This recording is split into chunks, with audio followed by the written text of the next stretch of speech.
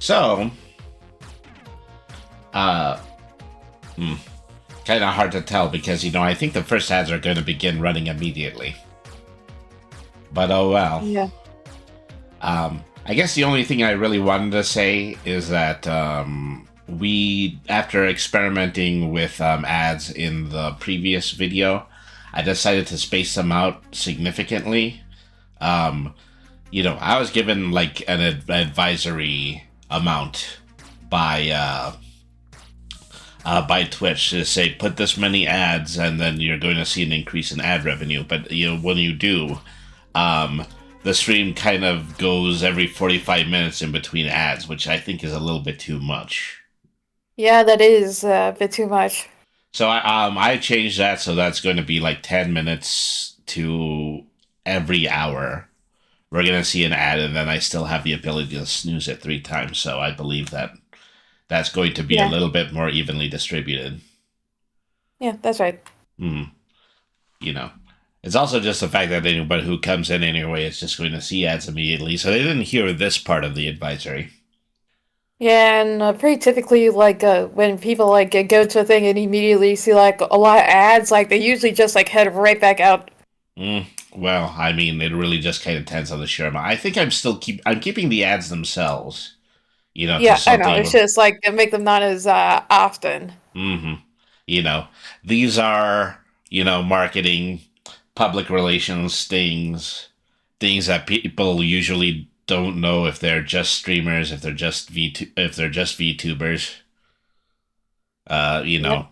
It takes a little bit more, and I learned a little bit more about it when I was in college, but probably still not enough in order to be deadly at it. I don't know what's the best way to put that.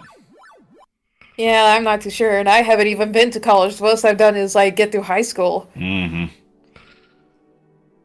So it's dealer's choice. Do whatever it is you possibly can. Put some coins Yep. in the pocket and get help these things become more revenue friendly. And speaking of revenue friendly, that's what tonight's stream is going to be. Ooh, yep. All about like finishing up this book. Mm-hmm. Well, this book is a game book and a supplemental game book based on Brainy the RPG Cat, built in the Prowlers and Paragons engine by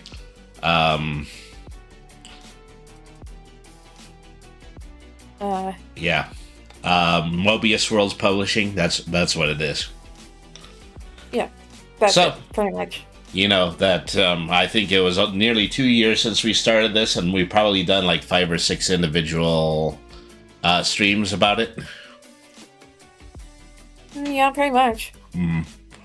And well, so we're in the home stretches. We've done an enormous amount of work, and we can't wait to show it to you. But Oh yeah, can't wait. yeah, first things first, we gotta wait for this first ad to go by. And I'm even more excited, like, to actually like submit it and like wait until like a response. Mm-hmm. Like pretty much excited and nervous at like the same time. Yeah, absolutely. So it's kind of a strenuous thing to do, but if you can't hold your art up to anyone else's scrutiny, then what are you doing? Yeah, that's pretty much so. Being highly amusing to ourselves, which is something that we have absolutely have been doing since we started this channel.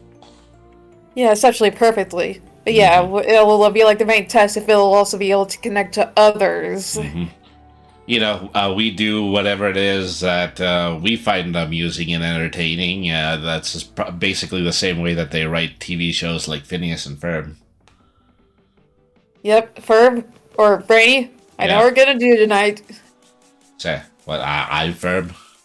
I don't know. It's kind of weird because personality-wise, I'd agree with it, but at least just as far as dialogue, Yeah. I talk 2 to 3 times more than you do. Yeah, you do, which means I'd be the Ferb in this situation, huh? Possibly. Plus, I have a bunch of weird stuff going on, evidently. Well, I mean, everybody's got a lot of weird stuff going on. Normalcy is an illusion. What is normal for the spider is chaos for the fly. Yeah, it's just somewhere like I'm kind of more secretive with it. Mm-hmm. Well, secret of nothing is that, you did a tremendous amount of work on this book so far. This is, I'll get into specifically how and when we actually get streaming. I know, right? Hmm.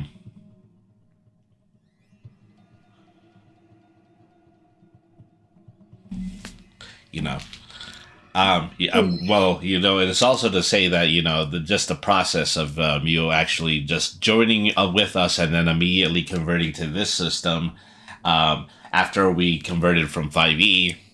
And I think that at least as far as putting the material together, you have become virtually an expert at it.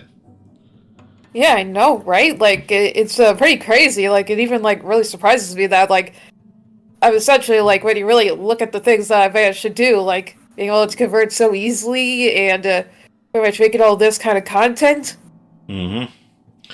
And it really just kind of took us like a significant amount of progress.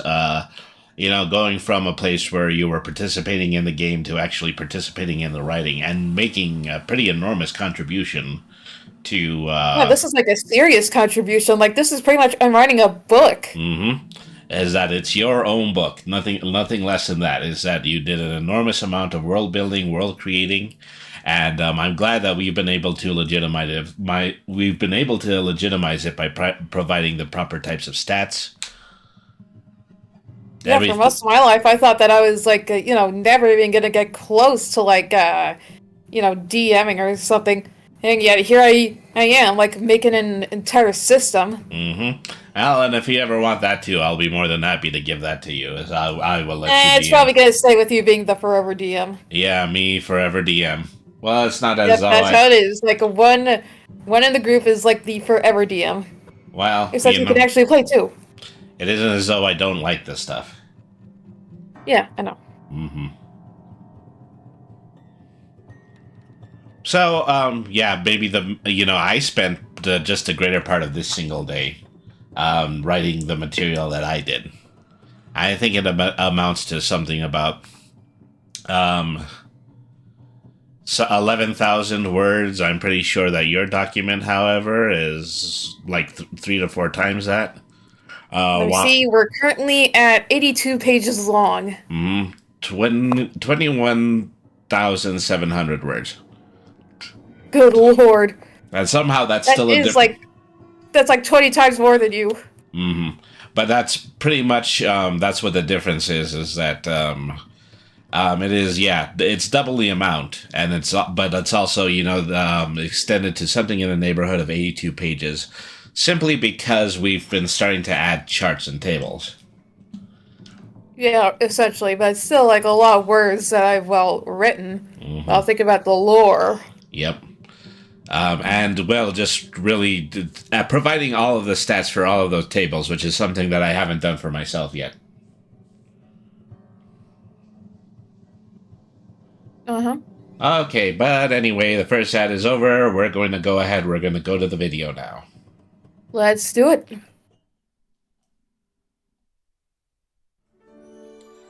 This is the story of Brainy the RPG cat, and in many ways it's a very typical story. One day an old man found a stray kitten in a library, and he chose to keep it as a mascot, and to keep him in gentle company. But this was no ordinary old man, for he was Bosch, the high elf headmaster of the Library of Dinah, a very not ordinary library dedicated to the goddess of all living knowledge. And before long, Bosch would learn that this was also no ordinary cat. Hello. Learning that the cat was intelligent, the wizard took it upon himself to teach him to read and write, and learn history and the ways of magic. He was quite taken with the lessons he got from games using cards and dice. And soon the cat grew into an adult, a scholar, a full-fledged wizard in his own right, and once and forever one of the most dedicated librarians in Denier. The wizard bestowed upon him a name in the tradition of all cat people. He who astounds with his immediately brilliant ideas, but the library wizards have taken to calling him Brainy, the RPG cat. And let me tell you, it hasn't been a bed of roses.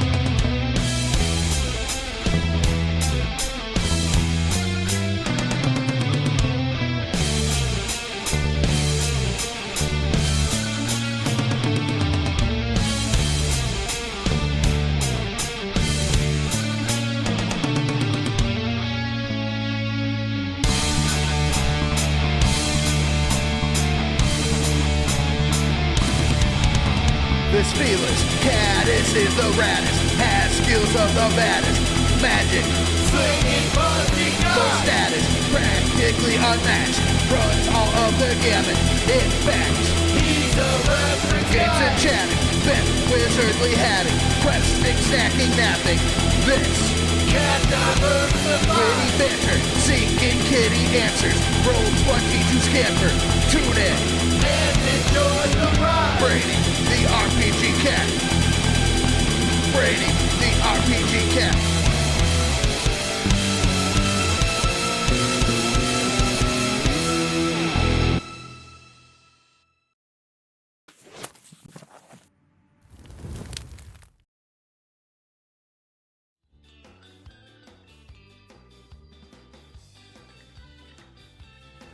Okay, hello, cats and kittens, felines and felidae, humans and variant humans, and every race, class, and subclass. Welcome to another episode of Brainy the RPG Cat. Tonight we are seeing the culmination of a project that we have been working on for a little less than 2 years, and also over maybe about 4 or 5 individual streams. And that overall quite some time and effort.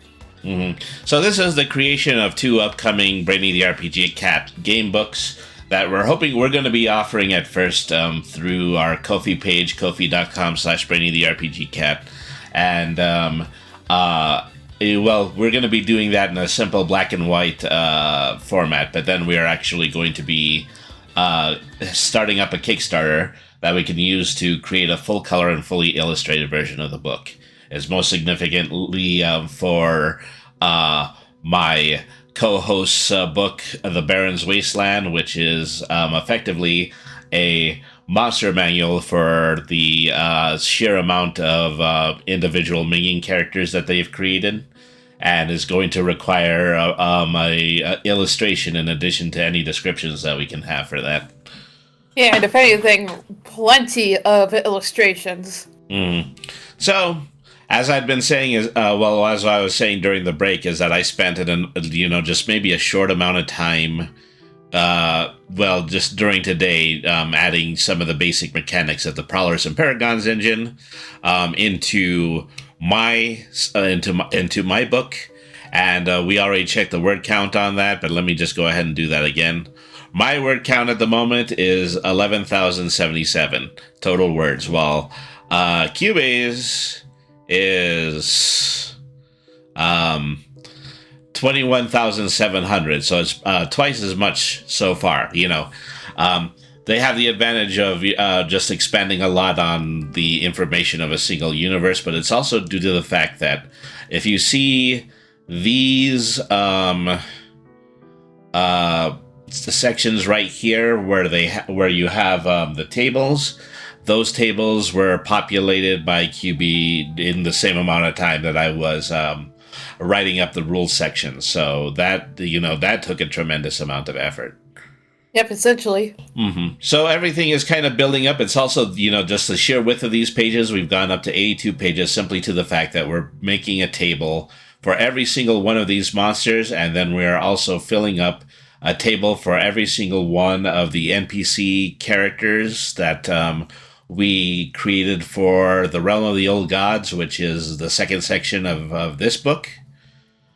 And, just a few more NPCs on top of that. One of them is the expanded version of my character, Lord Terrapin into Demon Demon King Terrapin. Right to Daemono. That's pretty much what he's going by now. And then, the characters that we created to be supplementary player characters for one spin-off game during our actual play. They're in here, and they are fully they have full character sheets. Yep, every last one of them. So it's a lot of material. Well, we have a lot of material that we're going to go over tonight. And so I'm going to get mine out of the way really quickly, is that there's some things that I can explain here that that I have added that will go by a lot quicker than when we go through the entirety of the character sheets that QB has created. Yep, we might also have to add some additional information as well.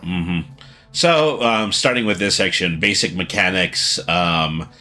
The majority of these ideas are taken directly from the core rule book. While we can't apply the entirety of the book's rules in the supplement, we can add what we can apply to the concepts that are necessary to play. If you want more information on the full game, consider purchasing a copy of Prowlers and Paragons Ultimate Edition from Mobius Worlds Publishing. Dice. This is probably not the very first thing that you should put in the front of your game explanation, but at least around the tables I play, the first thing my players want to know is how the dice system works. PMPUE uses an exclusive D6 system. No other dice are required except for 6-sided dice, but in addition to that, you may need all the dice you can get your hands on. Every stat, skill, attack, or defense point you have allows you to roll 1d6. That means you will need to roll 1d6 for every skill point. Therefore, depending on how your character's stats have been populated, you may need anywhere from 6 to 12 to 42 dice to roll.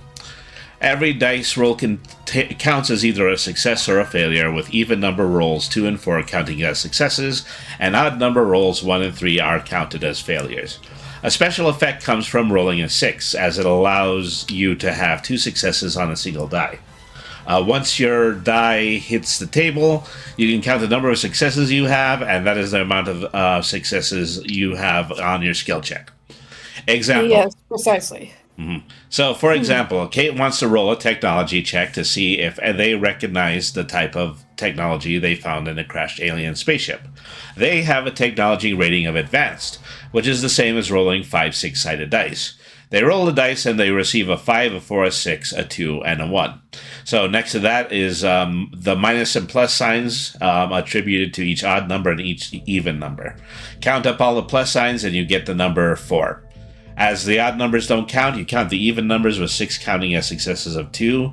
Kate's success rolls is a 4, which depending on where the Game Master set the challenge roll or rolled dice to counter Kate's roll, may or may not be enough to understand the tech that is found in the spaceship.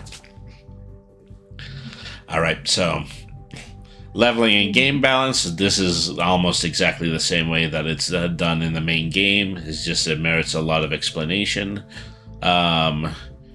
Let me see. Well, just kind of skip it down here just to try to find out where I begin to start talking about Brainy lore once again. Okay, so known species are who's who in the multiverse. Among the Dominarian wizards, we do our level best not to promote the myths that purvey the skills and abilities of certain different species. We prefer to work with the obvious. Many species are different heights, shapes, and possess different facial features. We do not assume any specific level amount of intelligence, physical or athletic ability, gender traits, or any sub-intellectual problem would suggest the superiority or inferiority of one species over another. Every being has the potential to single themselves out as being specifically smart, specifically strong, and specifically able, so affirms this cat-sized cat with a handful of wizarding degrees that in fact is writing the thesis that you're currently reading. Yes, overall, quite a bit of a feat, given that he doesn't really... that I don't think you might have opposable thumbs. Oh, well, there's a very easy explanation for that. Oh, wait, you probably use levitation and stuff for that, don't you? Nope. Mage's thumbs. Oh. So it's literally just 1/5 of Mage's hand. Pretty much. So, the author's note, we have provided basic enhancements for specific species to use as a basic build. These are not a requirement. It might be more interesting to take Brainy's advice and simply create your character based on your own designs, utilizing your own custom point buy. Even import your fantasy species into the game and come up with their own special abilities. The sky's the limit as long as you stay within your game's decided amount of hero points. I mean, yeah, that's basically what I did. So, I've already read the descriptions of every single one of the races in previous episodes. What I've added to this section is that I have added a standard build chart for every single species that is in the list.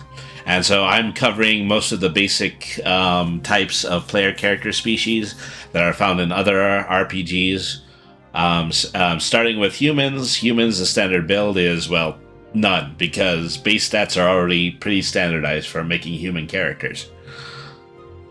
Yep. Mm-hmm. For elves, is that we have the ability of adding acute hearing, attunement, hypersensitive touch, and night vision.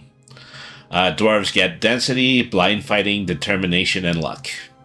I haven't done a table for halflings yet. That might be something that I need to do now. Okay, gnomes, standard build, animation, astral protection, astral sight, constructs, and danger sense. That is because the gnomes are the preeminent magical object makers in our continuity. Yep, makes sense to me. Mm-hmm. Let's see. Oh Pigs, first time chatter, says, hello, how are you doing? Thank you very much for turning in.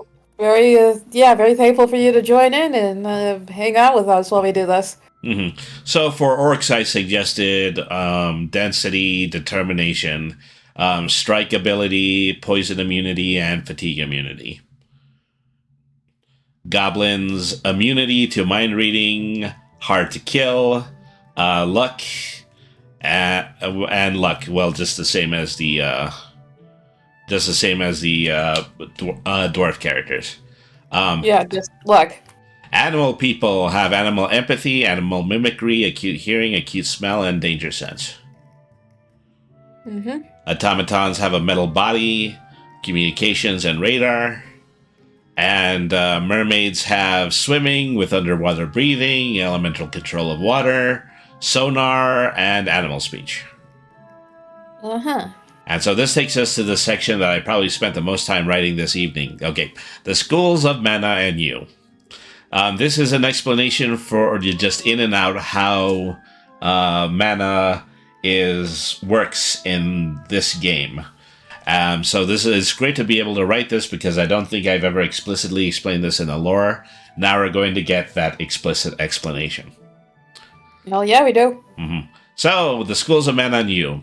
We've spent a long time describing mana and the different types of ways that it is manipulated by species to create different forms of magic.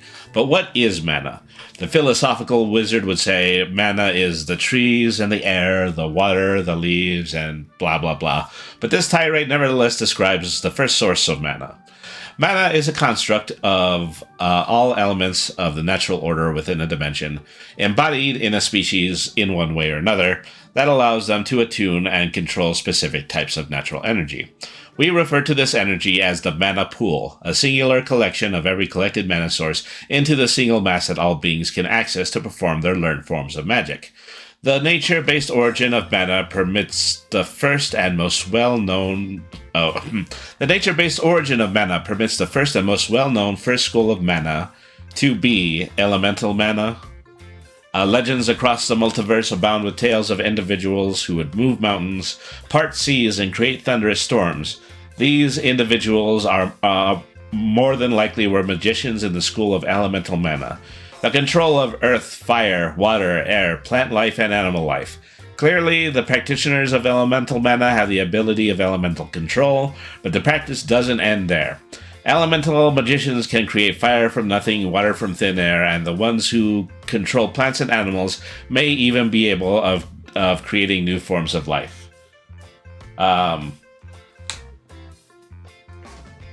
Alright, so another chatter, the Doge 1235. Mr. Cat, please help me. Well, I don't know. Go ahead and talk about what you want to talk about in chat. Well, we'll see what we can do. Yeah, we'll see what we can do. So, let me see.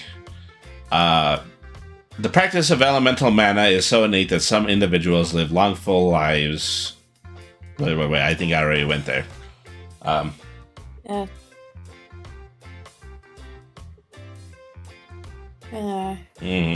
Okay, hang on.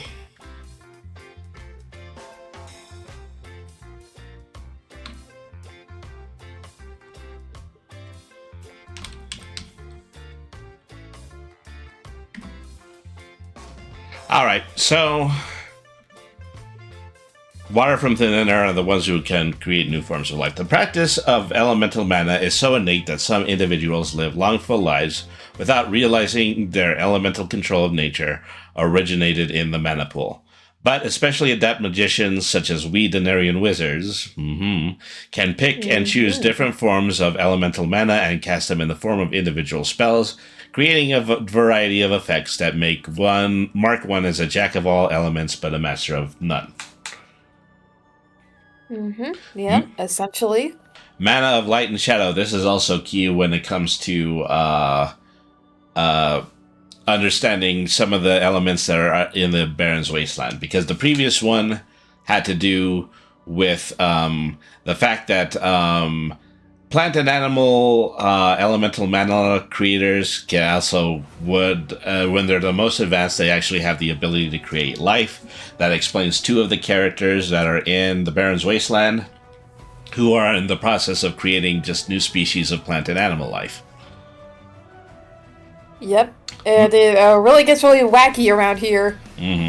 So, Mana of Light and Shadow also just kind of discusses the nature of lightness and darkness, how it directly references the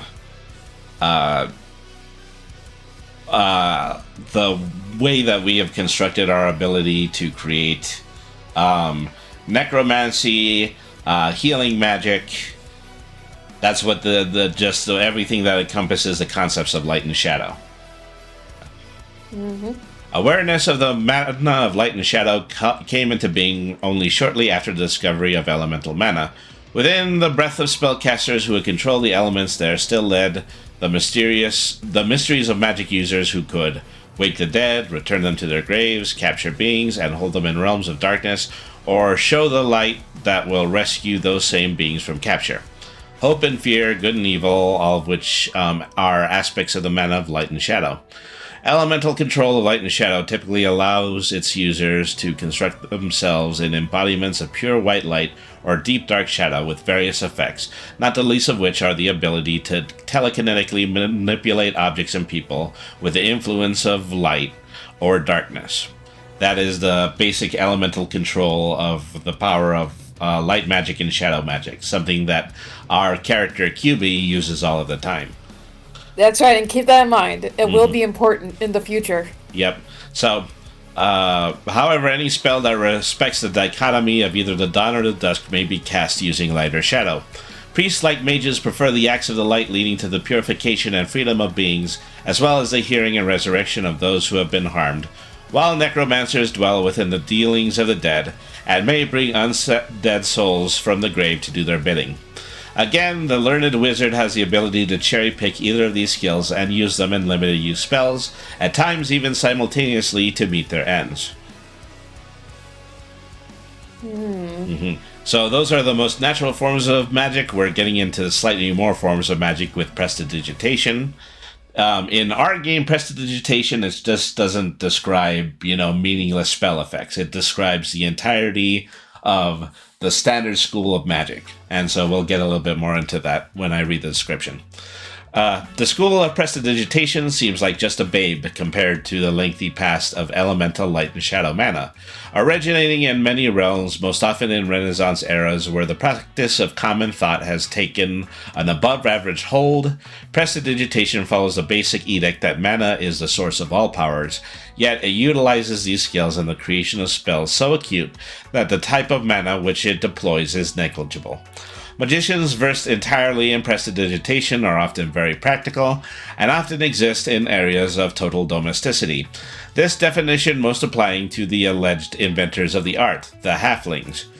Levitation of objects, conjuration of items from thin air, creation of illusions and dancing lights, and spells which mend objects and animate brooms to clean floors. All of these are acts of prestidigitation. As it is used so minutely, prestidigitation generally provides no spells that can be used to attack a potential enemy.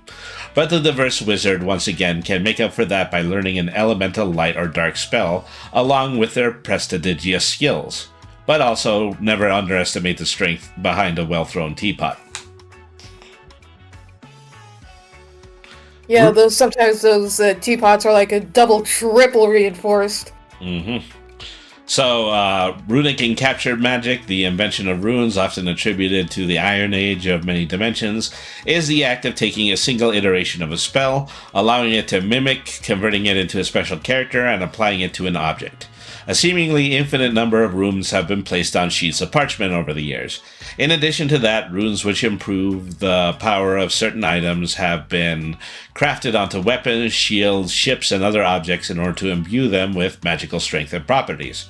When runes are cast, a single written spell, such as a fireball, can be brought forward, but as this magic is not cast by an intelligent and living being, there can be no variance as to how this spell reaches its final form. In addition to runes, there have been other instances where forms of magic have been permanently sealed, most notably the sealing of spirits into stone tombs, or the sealing of genies into lamps and bottles. However, many of these alternate forms of captured magic have been lost to the sands of time. In this more modern era, runes are often engraved on the metal bodies of the species known as the automaton. Automatons are often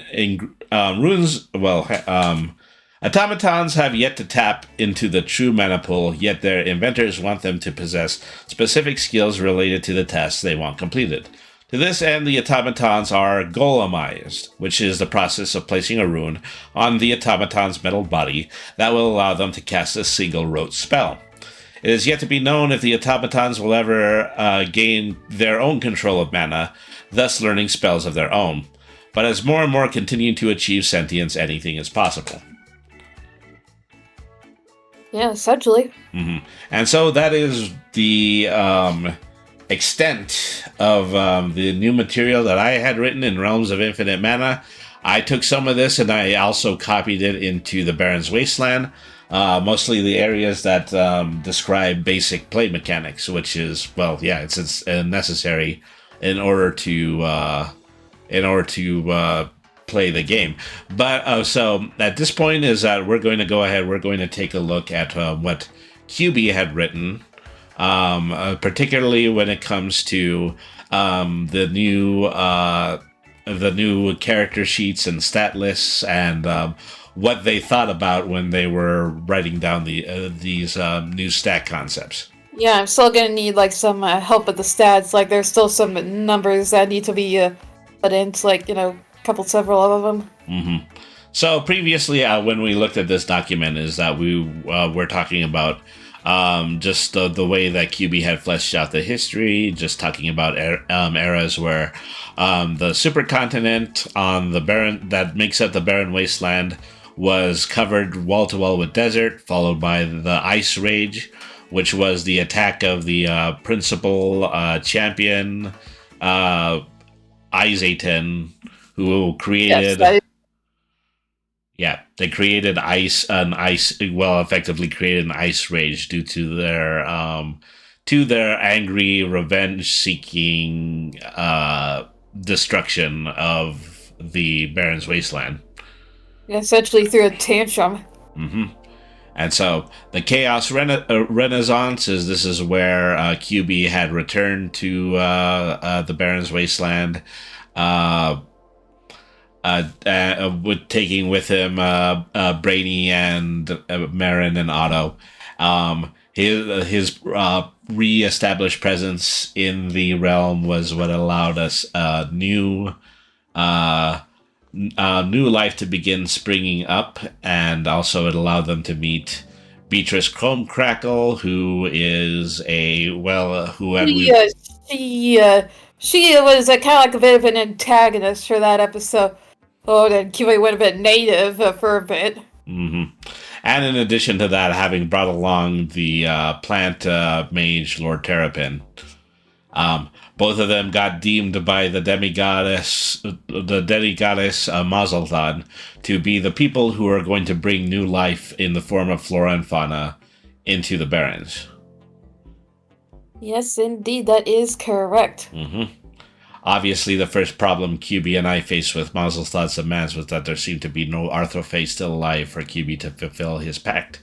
I inevitably allowed QB to mount expeditions of his own into the Barrens, with friends QB had made by himself across the multiverse to accompany him. Once again, I mistakenly took this process to be ultimately a harmless one, but as certain as when QB first landed in the realm, his party discovered a colony of ant-like humanoids living underground, still enslaved by the interloping Izaitan. Yeah, this is pretty much when, like, I actually fought him for the first time. On, like, the Shackle of Evolution, and blah blah blah. Like, destroy the entire termite mound, but also, like, save the Arthrophage that are in there. So, yeah. So that just kind of brings you up to speed with the lore. We're going to start going back to the new sections.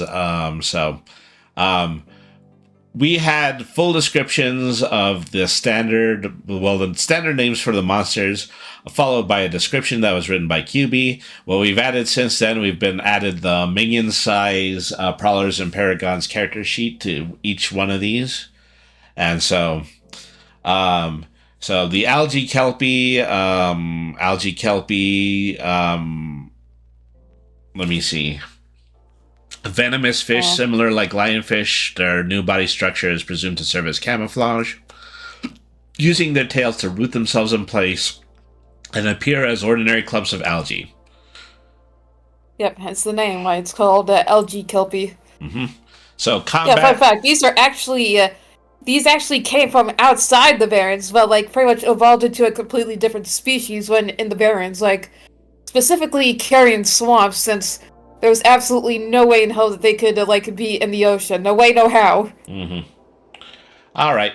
So, for combat, an edge of 8, a health of 5, an agility of 3 dice, a perception of 6 dice, an intellect of 3 dice, a toughness of 5 dice, a might of 5 dice, and a willpower of 4 dice.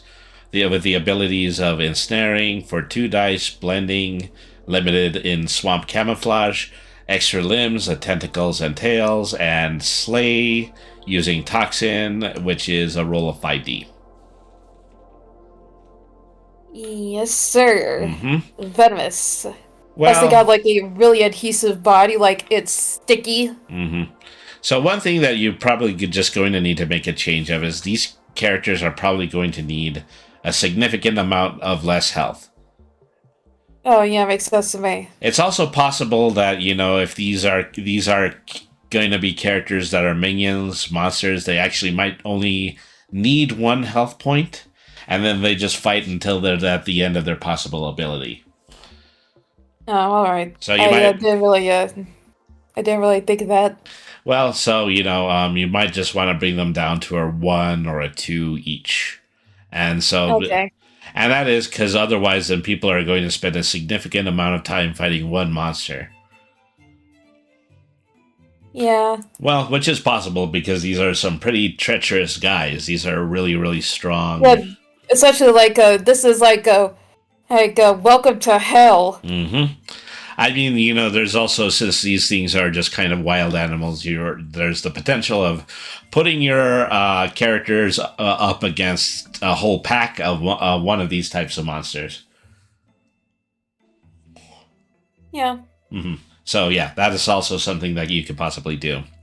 Let me see. Aquamores. That is... Essentially, the biggest thing in the Barrens, absolutely gigantic, 260 feet long. Anya. It's gigantic centipedes which roam around in the lengthy caverns that we have established are our dungeon areas. Well, they occasionally travel through there. Their main home is, like, the ocean of circumference. The size of a subway train. possibly even longer. It's like twice the size of an Argentinosaurus, Mm-hmm. like lengthwise. Yep. And so, okay, so once again, combat edge of 5, health of 8. So maybe the high rating is not really an issue here, but it's just more than likely um, your player characters are just not going to survive this encounter. Yeah, and that was like what we did, specifically, like in our thing, like the Aquavores we kind of faced was like running away from us. It had no interest in us. Like that's why I mostly play for things like this to be like one is like currently like in the way and it's not really trying to kill you. So like the current objective is just to survive. You may as well not even be able to get its attention. It's just going to run you over because it's rapidly trying to go in another direction. Yeah, exactly. Okay, so agility of 6, perception of 4, intellect of 2, toughness of 5, might of 9, and willpower of 4. Powers, 60 armor, blending, limited water camouflage, 4D of swimming, 8D of strike, extra limbs, legs, and radar, which is tremor sense. Mm-hmm. That is correct. Mm-hmm. So threat level 70, I think that is accurate as well. Yep, pretty accurate. Like, come on, their main thing is that they launch themselves at sauropods to eat them. Mm-hmm. Okay, let's see here. The brute scorpion, presumably an ancestor of the Arthrophae that has been given another chance, the cicada skins. Unlike other inhabitants, the brute scorpion is the only one that hardly uses its own venom. So yeah. Typically he prefers to use brute strength to kill things, including each other. Mm-hmm. They have incredibly hard carapaces, and for some reason they can rotate their head 180 degrees. Mm-hmm. All right, so combat edge of 5, abilities 4D agility, 1D intellect, 8D of might, 60 perception, 8D of toughness, 4D of willpower. Have 7D of armor, 4D of running, circular vision, super senses, and physical slay of 8 die. The threat level is 6D. Maybe that needs to be a little lower because I think this is probably the most standard melee that you have created. Yeah, that's pretty fair. You know, maybe even if it was a 5, it would still be something in the neighborhood of average. Alright, I'll change that to 5. Alright. There we go. Alright. So, essentially, yeah, with these, there's not gonna be anything oh, you're just gonna run into a swarm of these. No, because of, the lore that's established here, they mainly can only really exist, by themselves. Mm-hmm. Alright, so Calamitous Phodians, deep underneath the sediment crust of the Barrens, about 300 feet down, that is known, is where Calamitous Phodians build maze-like nests. These are some of the few mammals that inhabit the Barrens, being closest to the family of moles. But essentially, calamity moles. Digging is often confused for earthquakes. Their biology is infused with metal, giving them metal claws, some metal armor. Very strong. They can dig through essentially quite a few things underground, even when it's in the way. Mm-hmm. And they can be surprisingly fast. They could dig at 90 miles per hour. So, just something is that, I know that previously you just kind of had scientific classification names for each of these. Yes, that's right. I mean, what you could do is you could go ahead and you can just put them back, but it would just have to be next to the comment name. Oh. Mm-hmm. So, combat edge, health, so... Well, health here, once again, it's more than likely this is going to be a 1 health. So, agility 3. Especially in a situation where if they're caught above ground, something like that, they actually might feel that they need a fight.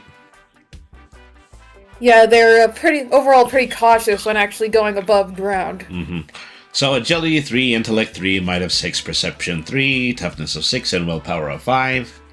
Armor of 5D, blind fighting 3D, deflection 2D, immunity to toxins 3D, radar 2D, strike 6D, tunneling 6D, and a threat level of 5D. Okay, that all checks out. Right. Uh-huh. Farron Rictus, the Iron Maidens. Yep, one of the two apex predators of the Barons, which are both theropods. Pretty much, the Ferrometus is covered like head to toe in like a metal due to its diet and composition, and often like guards an entire mountain as its territory.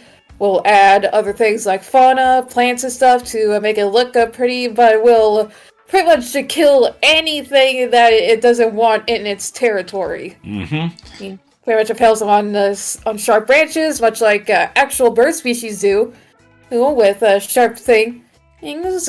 And to top it all off, with more frequent travel and expeditions, we have discovered that the Pharynrictus will briefly become an active hunter in order to catch and eat automatons, along with stealing anything metallic as food. Mm-hmm. So not even automatons are safe here. Yeah. Plenty of things that eat metal around here. Yeah. So precisely is the fact that there is just a character that eats metal is that we know that we have something to fear of that very specific highly armored type of player character that we have. Yep, essentially. So what I would do in this situation, just as a suggestion, is that, okay, so you've obviously spent points for health. Instead of the points for health, those should actually go into points for armor. They should be hard characters to actually hit. But then once you do, then you can go ahead and you can dispatch with them. What should I do? Should I switch these numbers around? Possibly. So, go ahead and, you don't have to be updating things now. I'm just making suggestions. All right, sounds good to me. Just make your suggestions. We'll edit it all later. Mm-hmm. So, Demonium Parasite, one of the most disturbing discoveries ever recorded in the field of magical biology. All right, quick. All right, summary. Crash core. All right, so parasitic worm. Excuse me. Parasitic worms, but still, it's a vertebrate. They will typically be a hiding carrion, which will be eaten by a scavenger, which they will control in order to get eaten by a large carnivorous theropod. The theropod will die from the worm, and the worm will then make that dinosaur into a quote-unquote zombie for it to go a complete indiscriminate rampage. Mm-hmm. Okay, so stat-wise is that, base form, edge of 2, agility 2D, perception 3D, intellect 6D, toughness 1D, might of 2D, and willpower 4D. Physical strike of 2D, possession, parasitism of 5D, growth limited to the size of host, and then wall crawling of 1D. Yeah, overall, one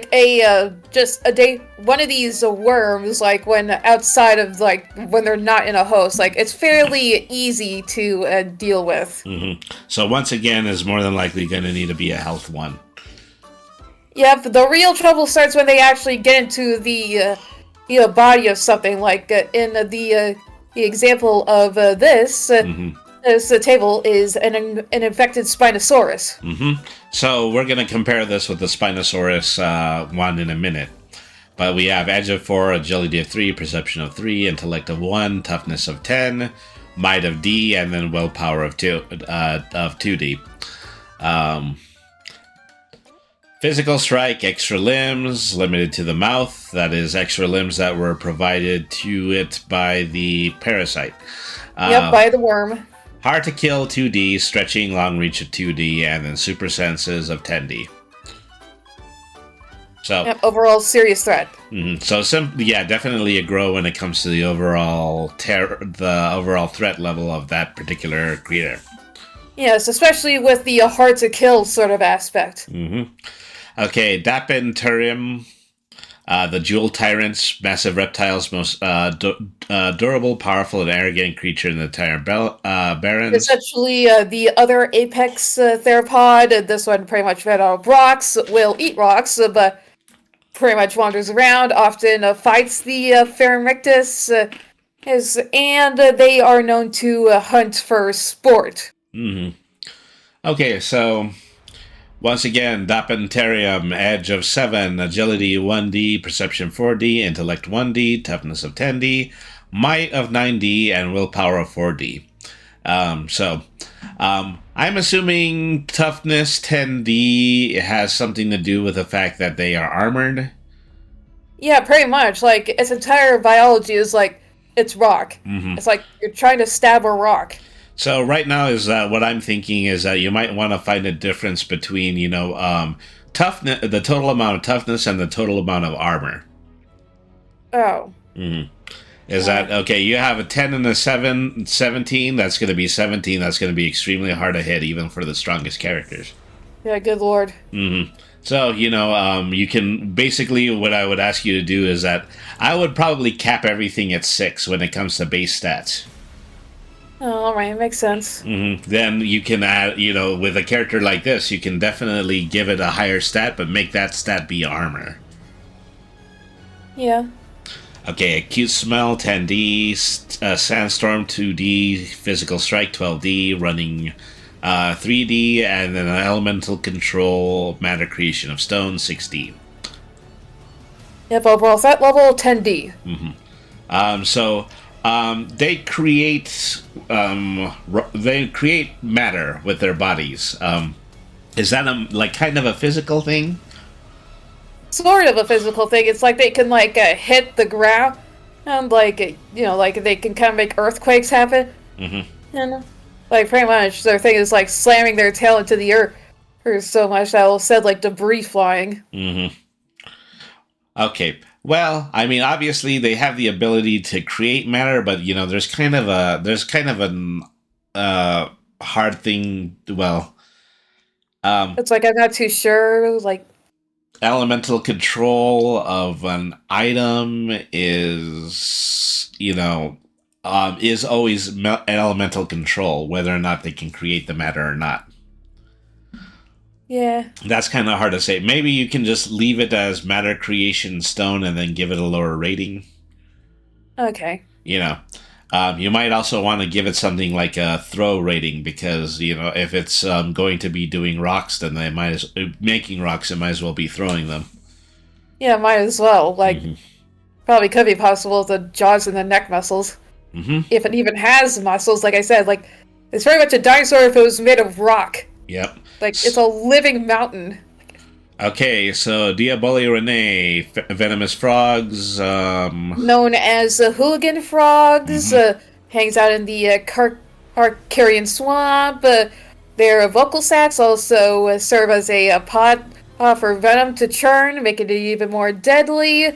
And the hooligan frog will secrete this venom through sharp claws protruding through its knuckles, and the venom is forced into the unlucky victim via gouging.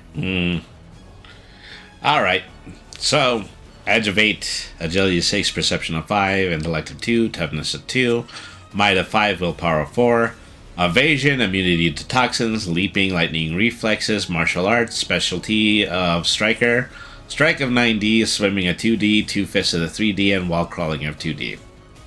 Overall threat level 60. Mm-hmm.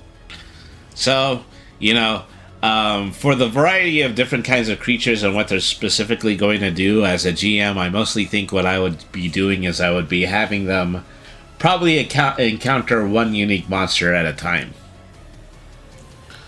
Yeah, it makes sense to me. Uh-huh. Alright, so dire butterflies, essentially large butterflies, completely harmless, have a bit of a symbiotic relationship with dire wasps, mm-hmm. and that's it. Yeah. Okay, so Edge is 9D, Agility is 5D, Perception is 4D, Intellect is 0D, Toughness is 0D, Might is 0D, Willpower is 2D, Powers, Flying with Rings, is 3D, Super Senses is 10D. Overall threat level, non-applicable. Non-applicable. Essentially, it's harmless. Mm-hmm. Completely harmless. Okay, I can imagine a scenario, though, where you got dire butterflies attacked by several demonious parasites, and that's basically what your plot is going to be for that episode. Yes, perhaps. Mm-hmm. And coming up next, a dire dragonfly. Very much really big. A dragonfly, very strong, can carry a full-grown human in flight. Beating its wings can dislodge rubble and small trees. Very lazy, most commonly decapitates prey or drops it from high altitude. So, combat, edge of 8, agility of 6, perception of 6, intellect of 1, toughness of 4D, might of 5D, willpower of 4D, powers, physical slave 5D, flight with wings 5D, super senses, telescopic vision, circular vision, and extra limbs, which are arms. As a threat And level, overall is a threat 3D. level, 3D. You know, something that I would probably do here is I would actually add a super speed stat to it, but I would probably keep it to roughly level 1 or level 2. Yeah, I agree. Okay, dire lobsters, Yep, dire lobsters, really big lobsters. They set up homes in wave pools. They're very aggressive, territorial. Shed their exoskeletons, hides in sand when they are regrowing their exoskeleton. And they taste disgusting no matter how it would be cooked. Like, Alright. It doesn't matter how much you would be able to cook, how well you would be able to cook it. It would just taste like garbage no matter what. Like, it's a rule here. Alright, yeah, so, yeah, ability, edge of 10, agility 4, perception 4, intellect 3, toughness of 5, might of 5, willpower of 3, powers, armor 5D, extra limbs 3D, radar sonar 2D, and then strike is 7D, threat level is a 4D, and swimming a 4D. Alright. Yep, and overall threat level, 4D. Okay, so, dire mosquito, fairly common The dire mosquitoes, pretty much both genders drink blood, pretty much the size of a person. And dire mosquitoes, you store blood in certain kinds of pouches.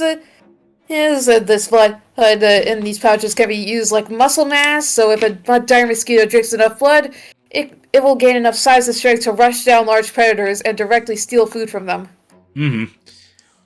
Yeah. So, yeah, pretty deadly little bloodsucker that we have here. Yep, and it becomes, like, not so little, like, when it gets enough to eat.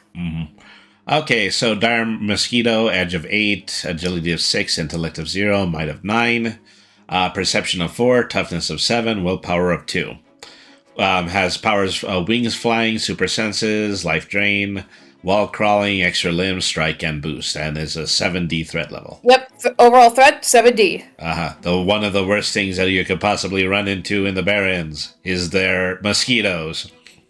Pretty much and not just that, like a fully juiced up mosquito. Dire Because patulous... that thing could probably lift a car over its head with its pinky. Yeah, If possibly. it had pinkies. Well, I mean, maybe it just has a pinky at the end of each leg. Something like that. Maybe. Dire... It's kind of like that one thing, like, but I only have one finger. Alright, so dire Pachycephalosaurus. This is the, so just on its own is the fact that you have a dinosaur, but this dinosaur is intentionally larger than the dinosaur would be, theoretically, in the wild. Yeah, it's essentially bigger, stronger, and way more dumber. Presumably for extra protection for the brain. Yep. And pretty much strong enough to barge through anything, including magical barriers. Alright, so we're going to do the description of this in a moment, but yeah, we're going to need to run an ad. As I will be back after this very short message from Twitch. Thank you everybody for staying, for watching. We'll be right back. This is Brainy the RPG Cat.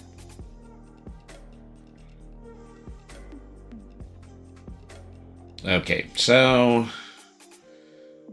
here's your added value. This is the section that is going to be in the playback, but is not going to be part of the current stream.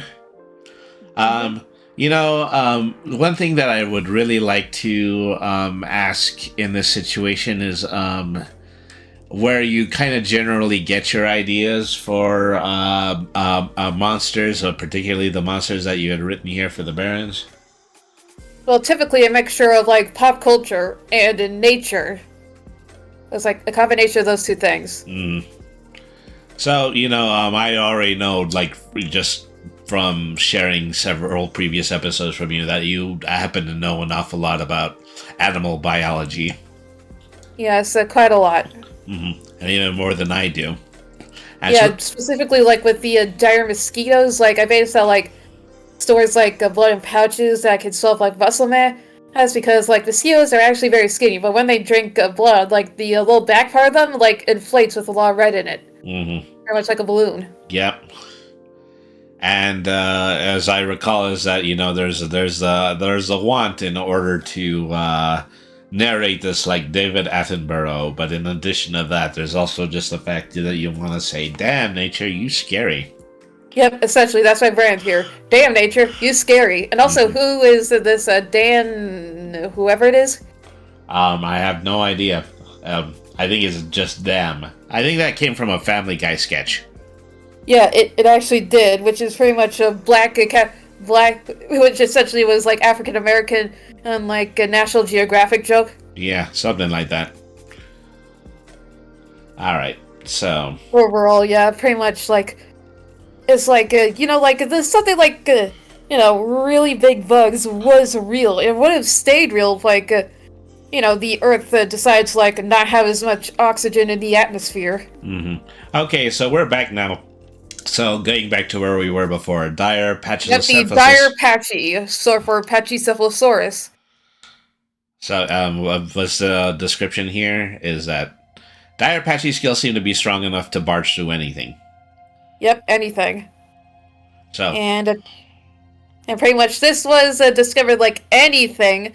Thanks to a very unfortunate caster. We're still hoping that he quickly recovers. Here's pretty much charging with a dire patchy, like charging directly through a magical barrier. Okay, so edge of 5, agility 1D, intellect 1D, might 9D, perception of 4D, toughness of 90, willpower of 2D, armor of 7D, acute smell of 8D, running 4D, and strike of physical of 12D. A 4D threat overall level. Threat 4D. Dire wasps. Oh yeah, these are pretty much the this is pretty much the thing you have to be scared of the most, like dire wasp swarms. All right, so swarms of dire wasps. Dire wasp swarms kill in a way that you might not expect. While they are venomous, the most common means of death is getting mauled alive. So, yes, overall, dire wasps have the highest kill rate in the barrens or wastelands as a whole. And this is like they're so violent and aggressive that pretty much mostly anything, will stay away from wherever a dire wasp nest has been established. Well, something that a way that I would probably approach this is that I would give it a health of 1, but then I would also advise that the fact that since they're always in packs, the pack is the amount of health level of different dire wasps that are in the path. Like, one. Yes, that's all right to me. Or like how many ones you'd have to kill to get them to back off or something. Yeah, something like that. Because like swarms can have like thousands, tens of thousands sometimes. Yeah. Like actual bee swarms. Well, yeah, but these are also pretty larger much than these have like machines. three blades for stingers. You're not going to have like something the size of a beach umbrella, and then you're going to have it be part of a giant swarm. Yep, with more things that are the size of a beach umbrella. Yeah. And also pretty much have enough of violent tenacities as pretty much a New Yorker that had to get stuck in traffic. Well, I'd be a little bit more concerned with that when it comes to the dire patchies. Hey, but pretty much like a dire wasps, they are born, they live their life, and they die with hatred and violence on their mind. Pretty much, they just always see red. It's like that one turtle from like the Amazing World of Gumball, where he's like, I have to brutally harm everything I see.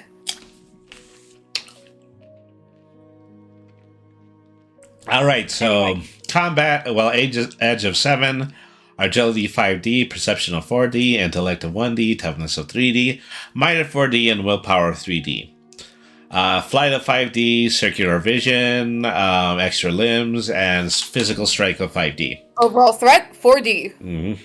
All right, Draco Vespertilio, also known as the dragon bats. a hybrid between bats and reptilians, but it's also an omnivore. Will eat things like fish, fruit, and insects, as well as typical carnivorous stuff. But dragon bats will use will use sound, and not like typical bats do. But instead, will concentrate into like a powerful blast that's enough to just like completely internally eternally like implode you and even destroy boulders.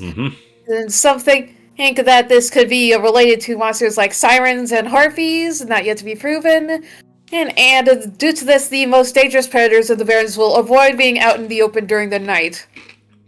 Because, yeah, there's not really much you can do against that if you're, like, just another animal. Like, this thing is pretty much able to fly and pretty much just scream at you with such power that it's able to crush rocks. It's just like, guess I'll die. Okay, so combat, edge of 8, agility 5, perception 6, intellect 4, might of 2, toughness of 3, and willpower of 4. Power is blind fighting, elemental control, matter creation. Pretty much sound. Sound, okay, well, actually I do think that there are powers that directly relate to sound, so you don't necessarily need to have it be elemental control. Oh, yeah. Evasion, 70, flight of wings. It could actually be energy blast sound. That's the easier way to do it. Oh, yeah. 70, flight of wings, 4D, hyper breath of 60, vampirism of 5D, radar of 3D,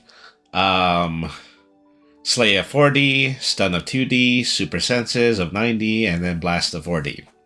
Overall threat, 8D. 8D. Alright. So, Floss Lacerte. Floss Lacerte.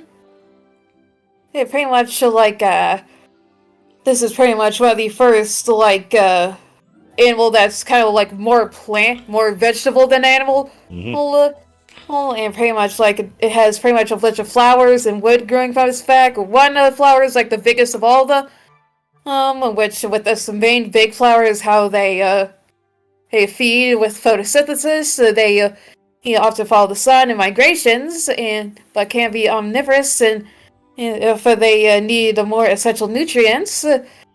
Their main means of defense is letting out eruptions of pollen clouds, and this pollen can even cause like things that do not have pollen allergies to suffer from the same symptoms as pollen allergies. Yeah. I mean, pollen's strong enough that if you're not allergic to pollen, you're allergic to their pollen. Yep, you're allergic now. Alright, so edge of 4D, agility of 1D, perception of 3, intellect of 2, toughness of 6, might of 4, and willpower of 3. So, I understand this one is actually probably one of the ones that is actually created by Great Daimyo. Yeah, pretty much Terrapin and the Beatrice.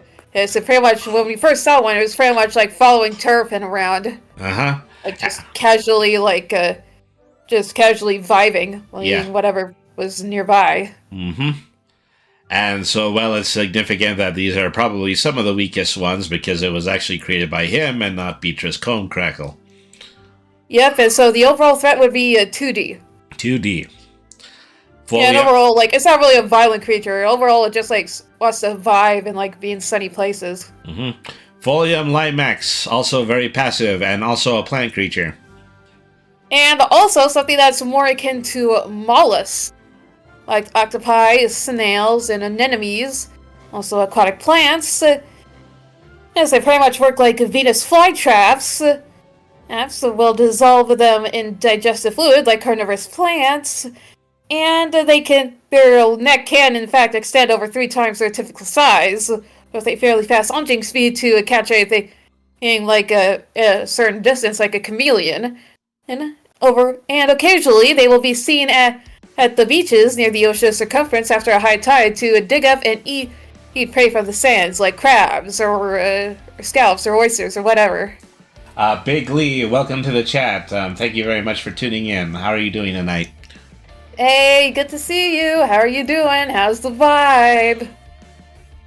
Alright, so edge of 3D, health of 4D, agility of 0D, perception of 4D, intellect of 3, toughness of 5, might of 4, willpower of 2, tremor sense, long reach, tentacles, regeneration, and ensnare. Overall threat, non-applicable. Mm-hmm. So again, it's harmless. Well, I mean, if you get close enough to it and you're entirely passive around it. It'll still be, like, completely harmless. Like, they'll just, like, wait for, like, a certain kind of bug to, like, I don't know, like, for it to eat. Like, I mean, certain kind of size bug. It doesn't want too much trouble while eating either. You would think that it would be tougher given the sheer size of some of the bugs around here. Yeah, but again, like, with the algae kelpie, like, sticky bodies are very effective. Yeah. Okay, so Floss Mendacem. Mendacem, one of the two. Yep.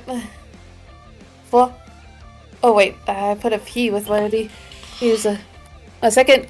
Essentially a praying mantis kind of a being that is much more related to plants. In fact, it actually is more of a plant that's more imitating a bug, which will be a more kind of copy a like a plant more, or like flower when it wants to lure and prey, like, you know, like the actual kind of like praying mantis, and it will switch to the more insectoid kind of mimicry to like intimidate and scare away any aggressors. Okay, so let me see. Edge of 6, agility of 6, perception of 4, intellect of 2, toughness of 3, might of 4, willpower of 3, physical strike of 5, extra limbs, wall crawling, super senses, and blending. Overall threat, 3D. 3D.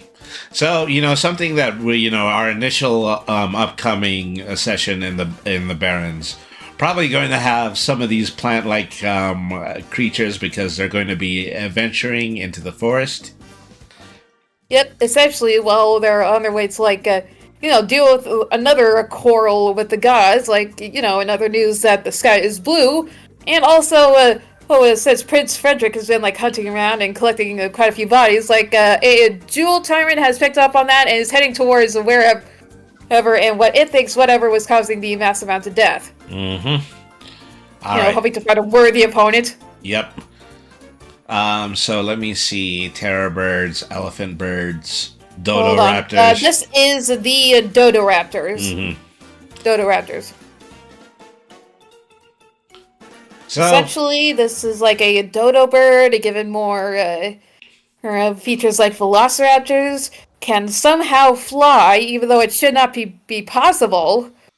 And they aren't really great at flying. Inaccuracy is possibly due to sight issues, but it is not a detriment. They live in flocks, collectively dive. Jagged flight could make evasion difficult. And since they do try to go for vital organs, but again, like, the coordination is bad, so they'll pretty much end up like making it the longest death possible until you bleed out, just because they're so like uncoordinated. So, you know, flap around until they fall on you and then eat you alive. Essentially, even though it's like really silly looking, like overall it says like these wings are weak. It shouldn't exist. Yet here it is. Like, well, okay, so then let's see. Yeah. Edge of 10, agility of 5, perception of 6, intellect of 2, toughness of 6, might of 5, willpower of 3, flight of 5, super senses, telescopic vision, running of 4D, and then physical strike of 6D. Overall threat, 6D. Yeah, most likely in things like flocks. Overall, like with flocks. Pavor. Anyway, the Pavor Dimorphodon. Pretty much, like the Pavor Dimorphodon pretty much has evolved far past like the way smaller relatives, and it has a new skull structure that more closely resembles like large arthropods, something similar to like, you know, sort of long and pointed, and also prehensile tail. You know, Pavor Dimorphodon has typically by either grabbing prey and dropping them from great altitude, or it will bite at the neck and head area, resulting in grisly injuries. creature is violent, territorial, which has led to some casualties of scholars wanting to obtain a live specimen.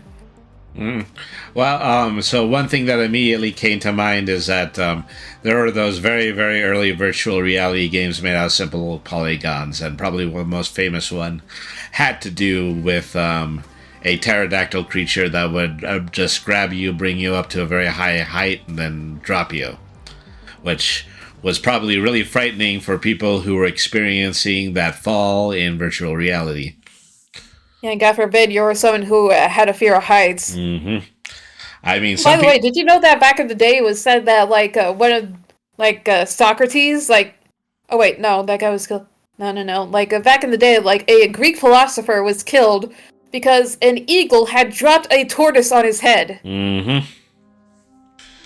Pretty much, the eagle's trying to crack open and the turtle, but accidentally also cracked him. I know all about Socrates. I don't know anything about this other guy. I've got to look this up. Yeah, I don't know.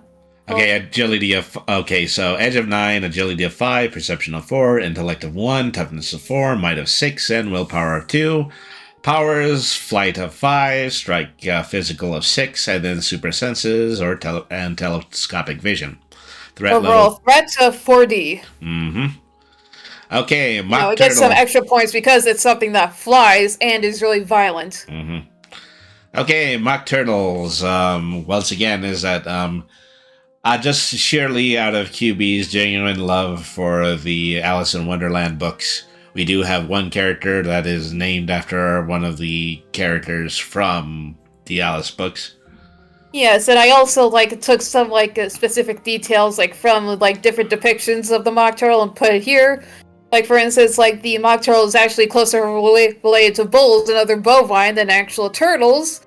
Mm-hmm. Also, diet is made up of heavily armored aquatic life. They're strong enough to be capable of ripping holes in automatons with very little effort. Prey will be completely devoured, including shells of bone, which we've discovered is used to strengthen and reinforce the Mock Turtle's horns, claws, and shells. Mm-hmm. And yeah, you heard me right. Horns. Horns. It has overall, yeah, you heard me. It was it's more like a cow. Mm-hmm. It really means something different when there's a fun fact. We're saying, more people die from cows every year than sharks. I mean... Yeah, you know why? Yeah, because of, just the fact that you're going to get mowed by one. Absolutely obliterated. Get mowed. Move out of my way. Alright, so edge of 6, agility of 1, perception of 4, intellect of 1, toughness of 8, might of D, willpower of 3, swimming with lungs 3, armor 7D, and strike physical 7D. Overall threat 60. Mm-hmm. Is that, the Barons is in need of a discipline of cowpokes.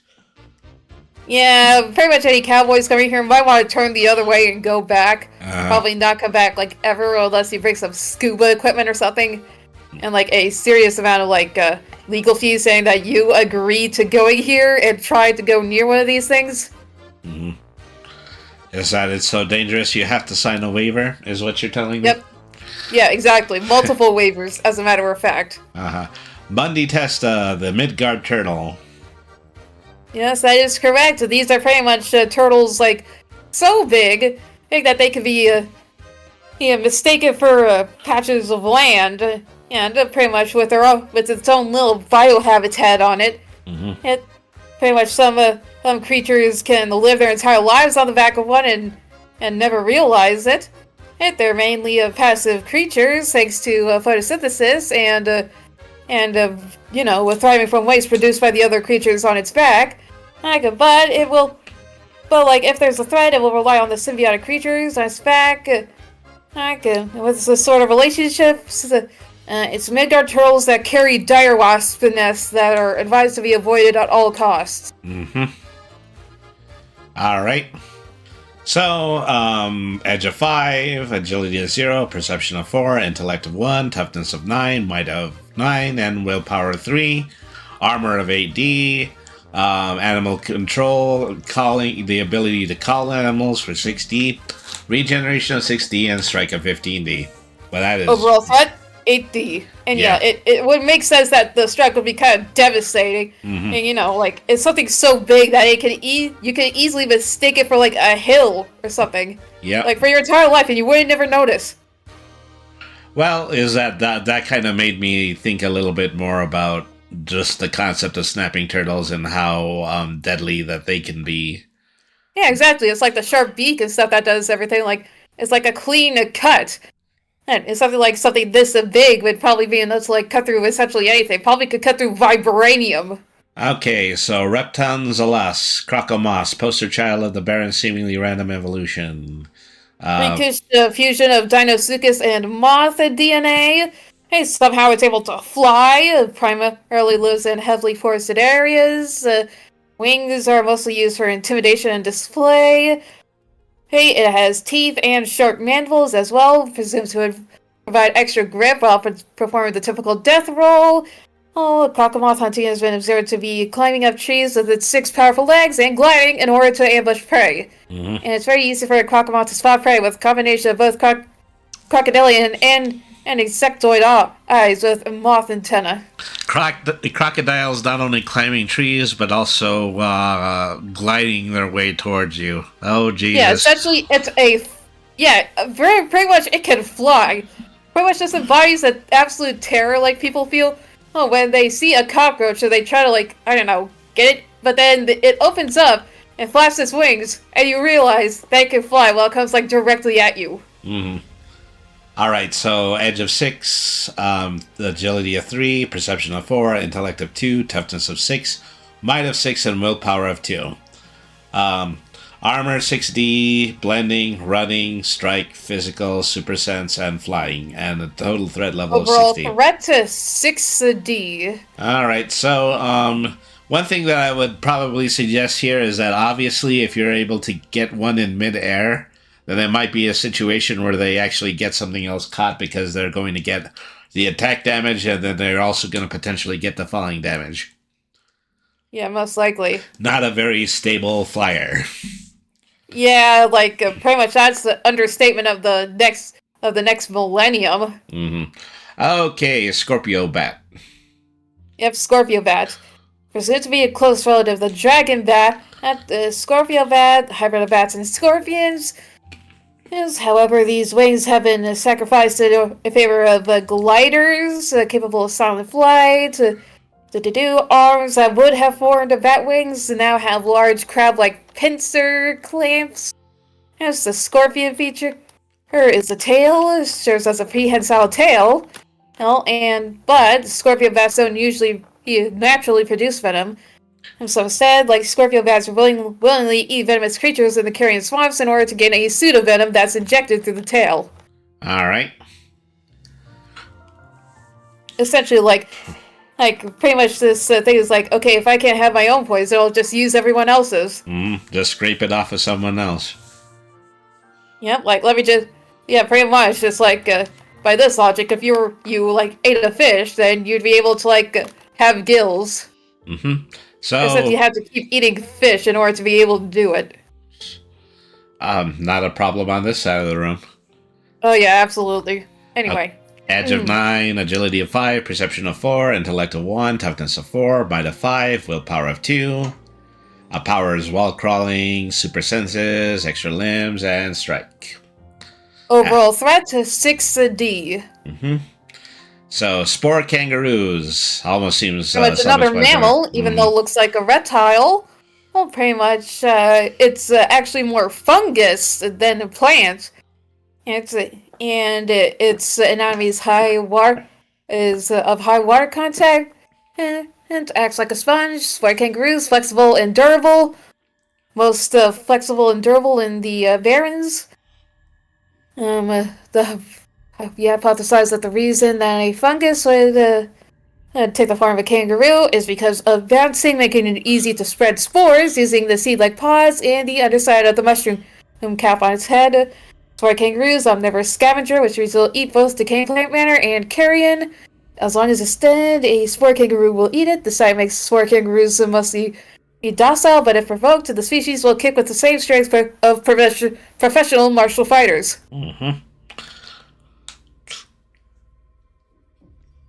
As when threatened. Yeah, so when they're threatened. It's still pretty often in this environment. Yeah, it's really often, like, here. It's pretty much World War II every day, and plus, like, this thing is a fungus. It's a fungus. Like, it's a walking mushroom. Like, what would it, like, do if it's not, like, moving around and eating? Alright, so, haven't established an edge for this yet. Abilities, agility of 6, perception of 4, intellect 2, might of 6, toughness 4, willpower of 2, blending of 3D, evasion of 8, irritant of 2, leaping of 5, lightning reflexes of 3, martial arts of 8, plasticity of 2, regeneration of 6, stretching of 6, and then strike of 12. Overall threat, 4D. Alright. Terram Turpis. Yes, our land shark here. Say, easily a species of shark that have adapted to live on land thanks to chaotic mana. Even though the species is similar to dromaeosaurs, they can't, They aren't related to dromaeosaurs in the slightest. It's just that sort of anatomy is proved to be the most useful for survival for them. The main purpose of them has been shown to use the sickle claw on the hind legs and single claw on the forearms to use as ice picks to climb up large sauropods and maul their necks, or burrowing into the stomach and eating the unlucky prey from the inside out. However, it still swims, just in a different way. Dermal tentacles are more than excellent defense. Also, new method. You pretty much make moving underneath the sand as easy as a typical shark swimming through water. To accommodate this new method of movement, the gills on its neck have changed in order to filter oxygen from underground. The Pteranthropus is also capable of coming to the surface for air, especially the common issue of sharks being required to continue moving forward. However, it will breach by using a tremor sense. As with their evolved Ampullae lorenzini, primary means of hunting involves launching themselves out of the sands with an explosive amount of power, and occasionally it will utilize its fins to temporarily glide for a short period of time. Oh gee, who isn't catching mad air? Definitely not whatever it's going towards. Okay, edge of 10, agility of 5. Pretty much not only the shark can breathe, dig, but it can also, like, technically fly. Yeah. An intellect of 2, might of 8, perception of 6, toughness of 7, and willpower of 3. 5D running, blending, super senses, strike of 9, gliding flight, 1D, leaping 4D, and then swimming with lungs is 2D. Overall threat, 8D. Okay, Tonaturum anguilla. Thunder lampreys. Is that, lampreys that generate electricity. Yep, pretty much a combination of lampreys and electric eels, but, like, multiply that nastiness times, like, 10 million. A thunder lamprey will grab and bite prey, allowing its many teeth and claws to apply electrical shocks similar to weapons infused with electricity mana. Yep, if you see a corpse floating on top of the water with perfectly circular wounds, that was the result of a thunder lamprey. Hey, so for pretty much its teeth and claws will work like that of a taser. Is that, just pretty much getting its hooks on you exactly the same way it would if somebody was firing a taser gun. Yes, exactly. Pretty much sticking that into you and generating electricity through that to pretty much incredibly injure you, if not kill you immediately. So an edge of 13, an agility of 8, a perception of 5, an intellect of 3, a toughness of 5, a might of 6, or willpower of 3, ability to swim, 2D, stun 4D, stretching 3D, slay 4D, light and effect 3D, life drain through vampirism 6D, ensnare of 2D, and elemental control of electricity 6D, and dazzle of 3D. Overall threat, 7D. I mean, mostly that if you were to stay out of the water. Yep, just like, even though I did like, this thing, like, it mainly stays on the shore, it's like something is similar to, like, the first fish that managed to walk on land, except, like, This is an unholy abomination between an electric eel and a lamprey. And so this is the final one, and in alphabetical order, this one is Ursa Beetle. Yep, that's right, the Ursa beetle. Okay, so let me see. Ursa beetles stand taller than a polar bear, but mostly eats honey, grubs fish, and fruit. While Ursans are typically passive, they eat aggressive when food is involved. The only Ursa beetle attacks documented have happened when an Ursa beetle is interrupted during feeding. So really, it is a beetle, but it's one with bear behavior. Yeah, exactly. Like, it's a really big beetle, but with a bear brain in it. And pretty much, like, it's pretty much typically chill towards worse things, but it really doesn't want to have any risk of losing any food. Like, it does not want to be interrupted during its snack time. All right, so edge of 9, agility of 5, perception of 4, intellect of 3, toughness of 8, might of 7, willpower of 4, powers armor of 5D, physical strike of 9, running 4D while crawling at 4D, super senses, acute smell of 10D. Overall threat, 7D. Oh, and calculating the pretty much mass of a bear with the strength of a beetle, like typically rhinoceros beetle. Well, the result would be it able to throw like 2,979,000 pounds, like at the least. Like it could just throw that with the torn. All right, so that is really just the entirety of the explanation of the critters. The critters. So following that, we're going to be putting in an explanation for the playable species, which is the Arthrophae. Yep, that's right. So I'll be more than happy to give you a little bit of assistance with that. But first, we have done a lot of talking so far, so I am going to go ahead and I am going to set another ad break. We will be back after this 2-minute message from Twitch. Thank you everyone for tuning in. We'll be right back. This is Brainy the RPG Cat. Yep, see ya. And also, can I pretty much be in the ad? Yeah, the end of that. I mean, Alright, I'll be right back. yeah. Quickly gonna get some business done.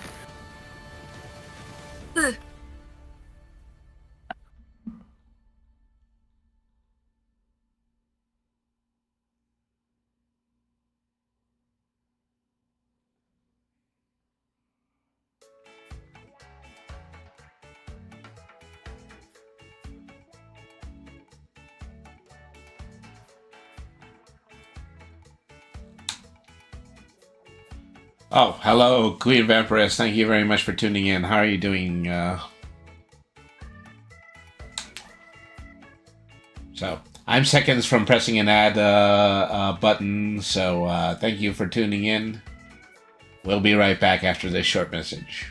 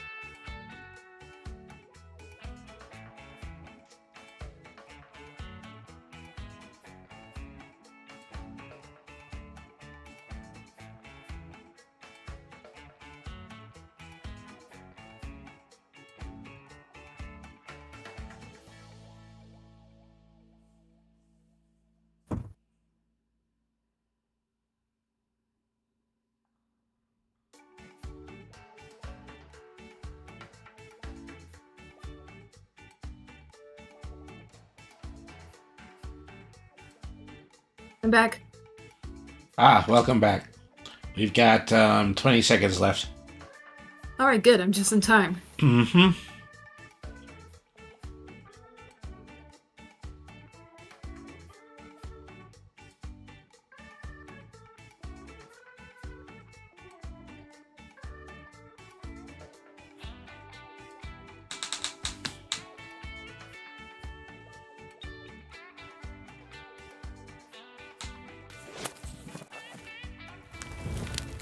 All right, everybody. Welcome back to Brainy the RPG Cat. Thank you, Queen Vampiress, particularly for coming in during the break. Yes, hello. Glad to see you here, Queen Vampiress. Seeing all the familiar people once again as Queen Vampiress, the Big Lee. Yeah, it really brings a smile to my face to see some regulars here. Really appreciate those of you who have stuck with us throughout the years. Yep, throughout however long it was since, Brainy started all this. Mm-hmm. Well, I know that I've had more than a lot of pilot time, inexplicable experimentation time. Mm-hmm. Here's hoping that I've got it down to a science at this point. So, Yep, same here. So just one thing that I wanted to just scan really quickly is if we already had like a description of the Arthrophae. Mm-hmm. That might be something that we need to cut and then paste into that other Here. yeah. Mm-hmm. So let me see if I can find it. No, actually, I have found it. Oh. Okay. Never mind then. Uh-huh. So, they got a pretty big explanation here. Just gonna copy it for now. Mm-hmm. I made a mistake of deleting a paragraph earlier. I don't want to do it again. Oops. Uh-huh. It happens. So you could use like the, undo or redo buttons. Well, I'd already done a significant amount before then, so I'd have to delete a lot more information just to get just to get back the stuff that I lost. I might as well rewrite it at that point. Okay, so playable species. So in just the same way that I put in just like a small handful of standard build recommendations. A table that looks like this. We're gonna create that table for the Arthrophae. All right. Uh-huh. All right. So what we've got to do is we've got to just pick out a small handful of the powers that are supposed to go into the standard build. Just something that what we would assume is like what all Arthrophae have. Do they all have pincers? We know that they all have the ability to do minor amounts of shape-shifting. And then we will write that into the standard build section. All right. So, got my manual right here. Mm-hmm. So Sonar said, oh, well, first of all, welcome Sonar to the stream. Thank you very much for tuning in. They said that the first ad was for Meow Mix. Talk about product placement. Hey, product placement. And yeah, probably gonna hear like Meow Mix wants some kind of like a cat kibble review or something. I'm not eating cat food right now. Is that I have a combination caramel and cheddar cheese popcorn in front of me. So you're saying you would not take free cat food if it was offered? No. That's what I thought. Something that, we hope that we get past once we are deemed to be intelligent critters. Okay, so let me take a look here. Adaptation. I think that's probably the way that we should put it. Extreme adaptation along with the shape shifting. Uh-huh. Adaptation. Yeah, kind of illusion. So that is 12 hero points. Yep. Some of these can be like permanent if it's good for them in the long run. Mm-hmm.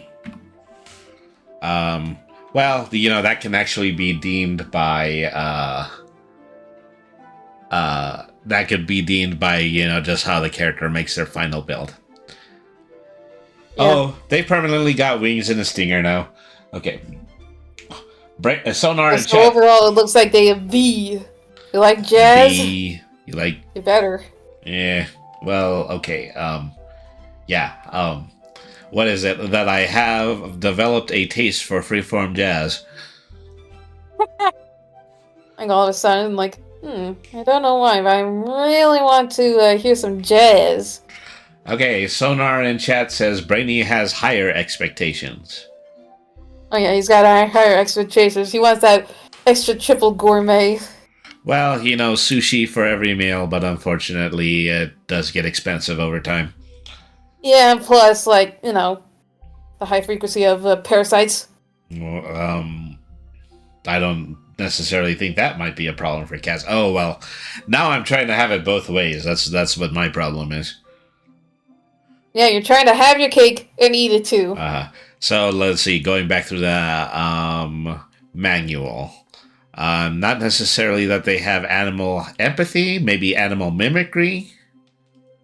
Yeah, mimicry. Like, Yeah, overall, it would be, like, closest to, like, mimicry. All right, so. Oh, wrong document. Adaptation, animal mimicry. And that is 2 hero points per rank. Mm-hmm.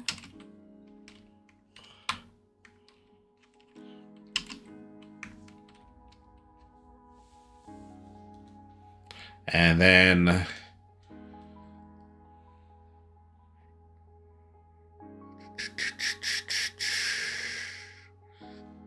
maybe attunement. 3 hero points per rank. Mm-hmm. Something that you can also help me is that, with is that if you can, bring up some of QB's powers, maybe those are the ones that are standard. Yeah, QB also has, like, a wall crawling, which I think would be, like, a standard for, like, all Arthrophae. Mm-hmm, yep. And, like, if you're a castration, if you're an arthropod, you likely have the ability to walk on walls. Mm-hmm. All right. Let me look up the stat for that in a moment. What else could be here?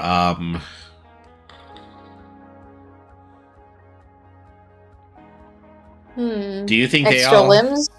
Yeah, extra limbs. What about circular vision? Yes, I think they would have, like, some sort of enhanced vision. Mm-hmm. Okay, well, we'll get to that in the vision section in a moment. But then you also said... extra limbs. 3 hero points. 3 hero points. 3 hero points per rank.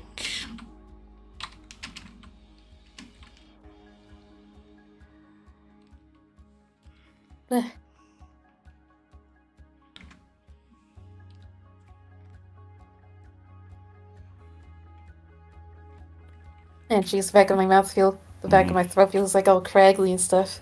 Yeah. Well, when you're taking that break, you could have gotten some water. Maybe you still need to. I just had some. All right. After having done this so long, I even just occasionally just have some lozenges. Yeah, you gotta have, like, something to drink. Mm-hmm. Like, right next to you. I tried throat spray. I don't think it's really all that helpful. I mean, it's mostly made out of aloe. Yeah. Mm-hmm. And then let's see, what else can we do here? Does QB have danger sense? Hold on. Let me check. Mm-hmm. I see here the drill. Going all the way through here. Come on. Come on. Keep going. Right here we go.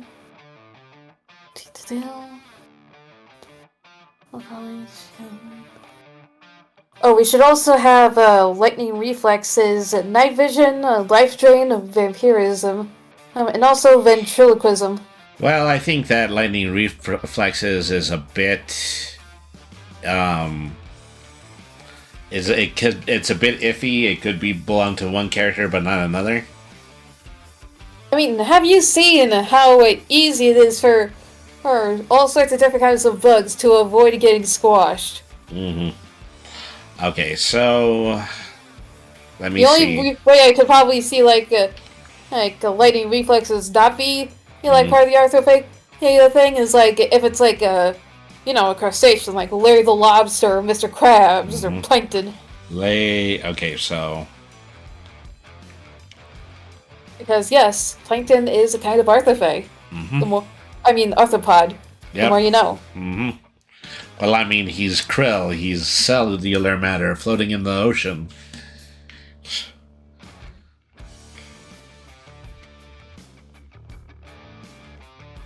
Still, yeah. Yeah.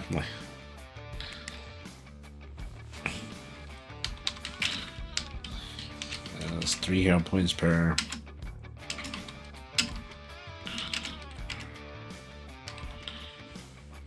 Okay, attunement, extra limbs. What was the other one that you had just suggested? Ventriloquism. Well, I mean, that could also be mimicry. I think, well, what do we want?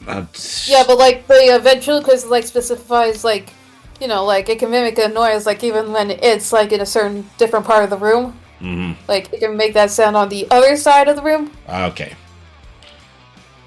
Yeah, we specified that. And then, okay, well, before we do that, let me find circular vision.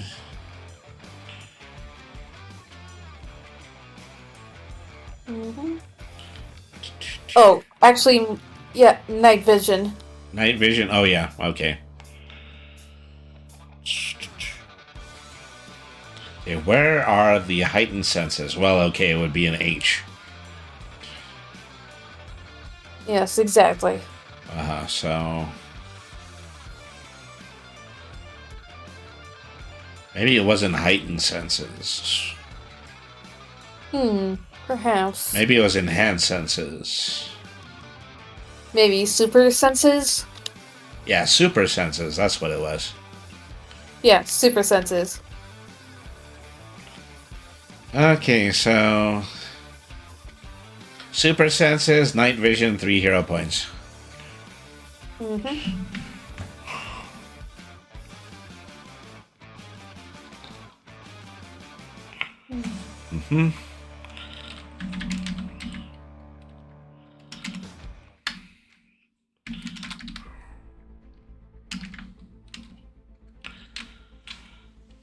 All right. Huh? Ready? Hello?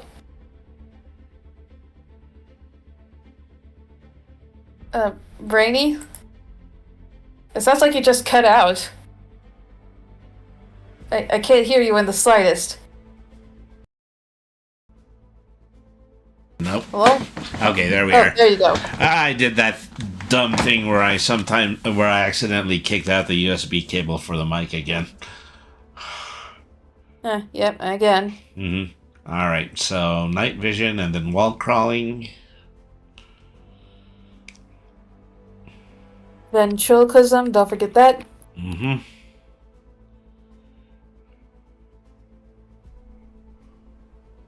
1 hero point per 2 ranks.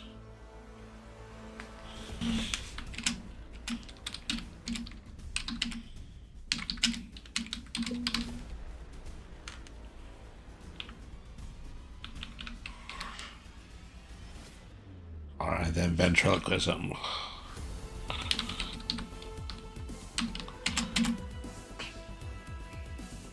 Like, can you imagine how skilled you have to be to, like, actually be a ventriloquist? Like, you look like you're not talking, but you're actually talking in, like, a completely different voice? Like, can you imagine? No, but well, I mean, for one, I know that ventriloquism doesn't actually work that way. I have no idea how anything works. I mean, so just for the most part, it's just a parlor trick where people actually keep their mouths closed and replace syllables with other syllables, specifically syllables that they can say while their mouth is still closed. Do I look like something that knows the difference?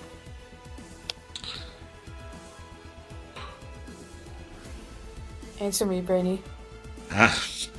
No. I feel as though I Exactly. might have made some form of mistake. That's because you did. Like, basically, you were. Basically, like, it's trying to explain the laws of thermodynamics to a dust bunny. Like, you can't. You just can't. Okay, ventriloquism, 3 hero points.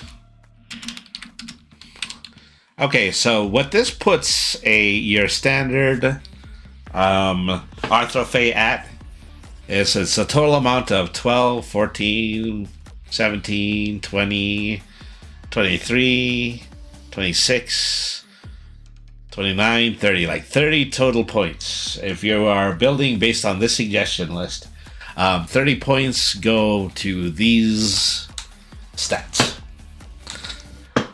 Huh? That's what I'm just saying is that, okay, so, I kept these a little bit shorter in my other document simply because, I wanted people to have more room to actually do their character build. Uh-huh. But like I said, it's up to you. We can just keep it at 30 points and, okay, that's the standard build for an Arthrophe. Yeah, we can just keep it at that. It makes sense because they live in such a harsh environment. They need all of this at the baseline. Yeah, they need all that. Mm-hmm. Okay, so going past, just the last few bits of this article. Okay, so once again, we had written down a significant amount of the. Let me see. Okay, so this is this is the demigods list, and then some of the demigods are actually do have character sheets. Yep, they do. Hadfoot, Gardania, Squawk. Well, Oh, now yeah, we're getting those are into the champions down there. It's a little bit confusing because the champions, they start with Isaiah 10, and then they I also think that he's part of the demigods, but that's a mistake that I make. Yeah, that's just a mistake. Okay, Isaac Ken, Dark Rate Dragon, once representing the champion of Order, was initially cast out of the realm of the old gods due to a highly harmful interpretation of the works of Orders, which had the potential to rob all mortals for all their free wills. For revenge, he returned to the surface of the Baron's Wasteland, where he created what was called the Ice Rage, supposedly making all life in the realm extinct. Yeah, pretty much. Mm-hmm. All right, so villain, edge of 7, health of 5, total point build 135, agility of 2, perception of 4, intellect of 5, toughness of 5, might of 6, willpower of 4. Talents, academics, command, investigation, professional, streetwise technology, charm, covert, medicine, science, survival, and vehicles. Powers, hypersenses, hibernation, elemental control of ice, aura, of which is constant. That is, if somebody were to touch him, they would get frozen. Slay of 2D. Yep, and that, like, around him is, like, constantly being around, like a kitchen freezer. Mm-hmm. So, then... Block Blast 4D. Like Block of Ice Blast. No, more like it's a blast that takes up, like, a block of space. Okay. So it's just like kind of a perimeter blast. Yeah, it's a perimeter blast. Okay. So that's 4D. Energy Absorption 4D. Freezing Hyper Breath 6D. Summoning Automatons and Undead 4D. And then Ensnare, Immobilize 2D. Mm-hmm. So perks, authority and infamy, flaws and impaired sense, frightening, hidden agenda, motivation, spite and hatred, and is directly connected to the main villain, who is Beasley. Or that's debatable. Beasley. Maybe they operate, because we keep making the joke that maybe Beasley is not all that powerful. Maybe he's everyone else thinks they're operating in a collective trust, and everybody wants to quibble about what their specific hierarchy is. Yeah, we had like a joke like I think like thought up where like pretty much like the villains would be arguing over like what their team would be called, only for Beasley to say like, "What do you mean team? You're all just my lackeys." Mm-hmm. And And yeah, plus, that's like we pretty. have established that it's literally like reluctant to team up because Beasley has the staff. Yeah. Yeah, Beasley is holding a staff that just gives everybody incredible pain immediately, and that's how he controls them. Yep, essentially. Pretty Okay. much he has them under hostage situation. Hmm. So QB, this is QB's baseline character sheet. Is just something that is also Yep, that's included in the me. book That's me. There for I am. There I am. NPC purposes. A hero, edge of 16 with resolve of 2, health of 5, agility, intellect and might, perception 4, toughness of 5, and willpower of 4. Then wall crawling, shape shifting, ventriloquism, two fisted fighting, life drain vampirism, stretching long reach, extra limbs, lightning reflexes, stun, and then night vision. Perks armor piercing, infamy, and patron. Flaws curse frenzy and unusual looks. Has thrall gauntlets for their gears. Maybe you can just kind of explain what the baseline of QB's weapons are. Well, pretty much his base weapons are like thrall gauntlets, which are pretty much activatable weapons. Mm-hmm. And it's sort of a thing you get when like you're a champion. You could just like summon your weapon. Uh-huh. And so, just a pair of gauntlets that have sharp edges. Yeah, they look like they're made of bone. Uh-huh.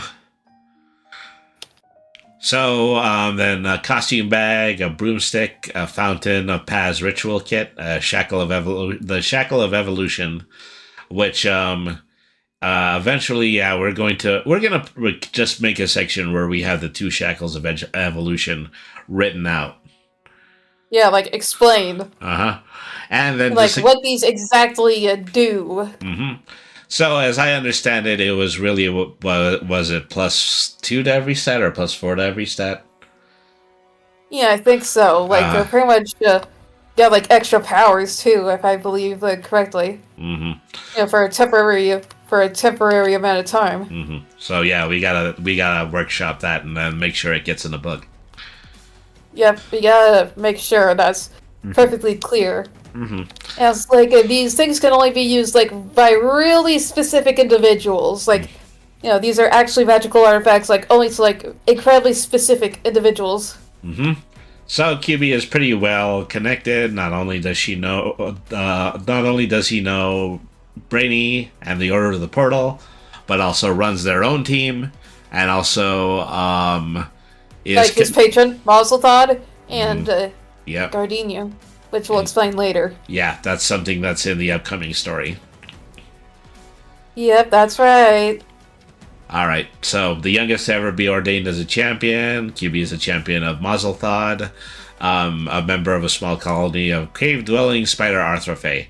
Exiled from his village, he was taken in by a colony of massive social spiders by masquerading as a young of their kind. QB took to the surface where he developed his own ambush hunting skills. At just 2 years of age, he was made a patron of the demigods of order and chaos, who granted him the ability to control shadow mana. With no additional followers, Mazelthod sent QB into the multiverse in an attempt to him to gain patrons from other dimensions. For a year, QB was raised by the Denarian wizard Brainy, the time-displaced automaton Autodoc Lu 37, and the Corolanthian princess Marin Metalunath. Priestess. Mm-hmm. Priestess. Yeah. They sparked a group of randomly inserted cohorts to allow QB to complete Mazelthod's will of restoring the Barrens to its original populated state. Most recently, QB has gained the power of Vytos' Shackle of Evolution. While wielding the shackle, QB becomes a being of almost raw shadow mana, a form so powerful that currently exists beyond the young champion's control. Oh, and Vytos will also be explained later. Mm-hmm. And so we previously had descriptions for every single one of the champions, and now, well, thanks to the due diligence from QB, we do have the stat list for all of them as well. Yep, and also, pretty much, if you do the math here, QB right now is canonically, 3 years old. Mm-hmm. Say, Yeah, he's 3. yeah, is that intelligent due to high adaptability? And just like how the Arthrophae like work. Uh, well, okay, so then Padfoot, the jackalope person, champion of demigod Ebby. Yeah, overall has things As a things prankster that most of the god. champions have, like shackles, phantom passage, but he also carries like multiple costumes with him. Uh huh. So he Ooh, does are like we the going sort of to? like Bugs Bunny kind of shenanigans. Uh huh. So yeah, literally a character that is meant to be a chaos god, but also Bugs Bunny. Well, I mean, is there really a difference between those two things, though? Well, no, not really. Especially if you actually know where the literary origins of all of that is. Exactly. Mm-hmm. Yeah, literally Well, same source, like no difference. Gargania, the hedgehog, a champion of Zosnith. Zosnith, controls plant life. Yeah, pretty much empathizes with animals, animal empathy, Mm-hmm. can buff, can heal, ensnare, light slash effect, summoning. Yep. She Squawk. carries a lot of gardening supplies. Yeah. So then we have Squawk, who is the fire controlling cockatrice of Essentially, Ernie the giant chicken, just Yep. not a Family Guy here. A champion of Illume. Illume, Expectedly a very cocky fighter. literally. With elemental control of fire, danger sense, evasion, hard to kill abilities, leaping, lightning reflexes, martial arts. Yep, two-fisted. Mm-hmm. Okay, very dangerous to be both two-fisted and then having a strike of 8D. Yes, incredibly dangerous. So And also, pretty much, when he gets like all fired up and starts fighting, he pretty much makes like a lot of people like in a general radius of him also fired up and want to fight. Okay, so Porcus was the sea lion water controlling champion of Mazpor. Oh, Segwolf, thank you very much for rating. Thank you very much for tuning Hey, in. yeah, hey, thanks for the raid. Glad to see you here. Anybody who came over from Seg's channel, thank you very much for tuning in. This is Brainy the RPG Cat. This is a channel where we regularly discuss all sorts of different things when it comes to tabletop RPGs. We do regular tabletop RPG reviews, and we're also in the process of writing our own book, which is what tonight's stream is about. We're just going over some of the final details of books that we're going to be publishing pretty soon on ko-fi.com/BrainyTheRPGCat. So stay tuned for that. Thank you for tuning in. I hope you enjoy your time here. Yep, that's right. Thank you all for joining us today. Hey. So, let me also do a shout out. Shout out to Segwolf. Is also a friend of mine. Is that regularly that I find in furry MU programs that I'm a part of. Oh, really? Mm-hmm. You know, just confessing to everybody. Oh. No, yep. Basically, Confess. confessing to everybody that I still use Usenet, which is old as hell. Yep, as I keep saying, elderly. Sheesh, that one didn't load again. I wonder if that channel actually has any clips on it, but oh well. I don't know. Alright, so anyway, we have them, who is just a single character. Them, an assemblage of sentient tiny creatures that are the champion of Edomir. Yep, them. Essentially like a whole bunch of small brick-like creatures that pretty much stack on top of each other. It's like via large, like, imposing figure. It's like, Sort of like, yeah, so basically intelligent termites. Yeah, like, sort of like a hive mind. So for powers, adaptation, armor, blending, ensnaring, extra limbs, hibernation, immunity to environments, fatigues, mental states, and toxins, inanimates, resistances, separation, and strike, reach, and throw. Mm-hmm. You, Sonar in Pretty the much chat like, says, Usenet is the foundation of your world. Well, I wouldn't know half of the things I actually do for streaming if I didn't know how to code in Usenet. Let me put it that way. yeah. All right. Perks is a patron in infamy, but the flaws are creepy, heavy / very heavy, and slow. All right. So, Thunderhoof, the sheep who uses electricity-based mana. The champion of Lating, who I believe was the light demigod. No, he's the demigod of ideals, while Illum is the demigod of truth. All right. We didn't go through that section this time. That's why it's completely absent from my mind. Yes, correct. Okay, so powers: aura, blast, blind, elemental control, energy absorption, leadership, light and effect, shockwave, and stun. Yep, overall, his perks is patron, headquarters, and resources, while the flaws are code and relationship. Okay, Aeacus, the champion. Hold on. Yep. Like, Thunderhoof is also like a proud father, like 12 lambs. Yeah, so, just passing it on with the priesthood. Yep, essentially, they, like, his kids are also trained, like, to be, like, religious figures for Lei Ting, like, like the dad. Lei Ting, you heard sheep? Of course I heard sheep. Is that like...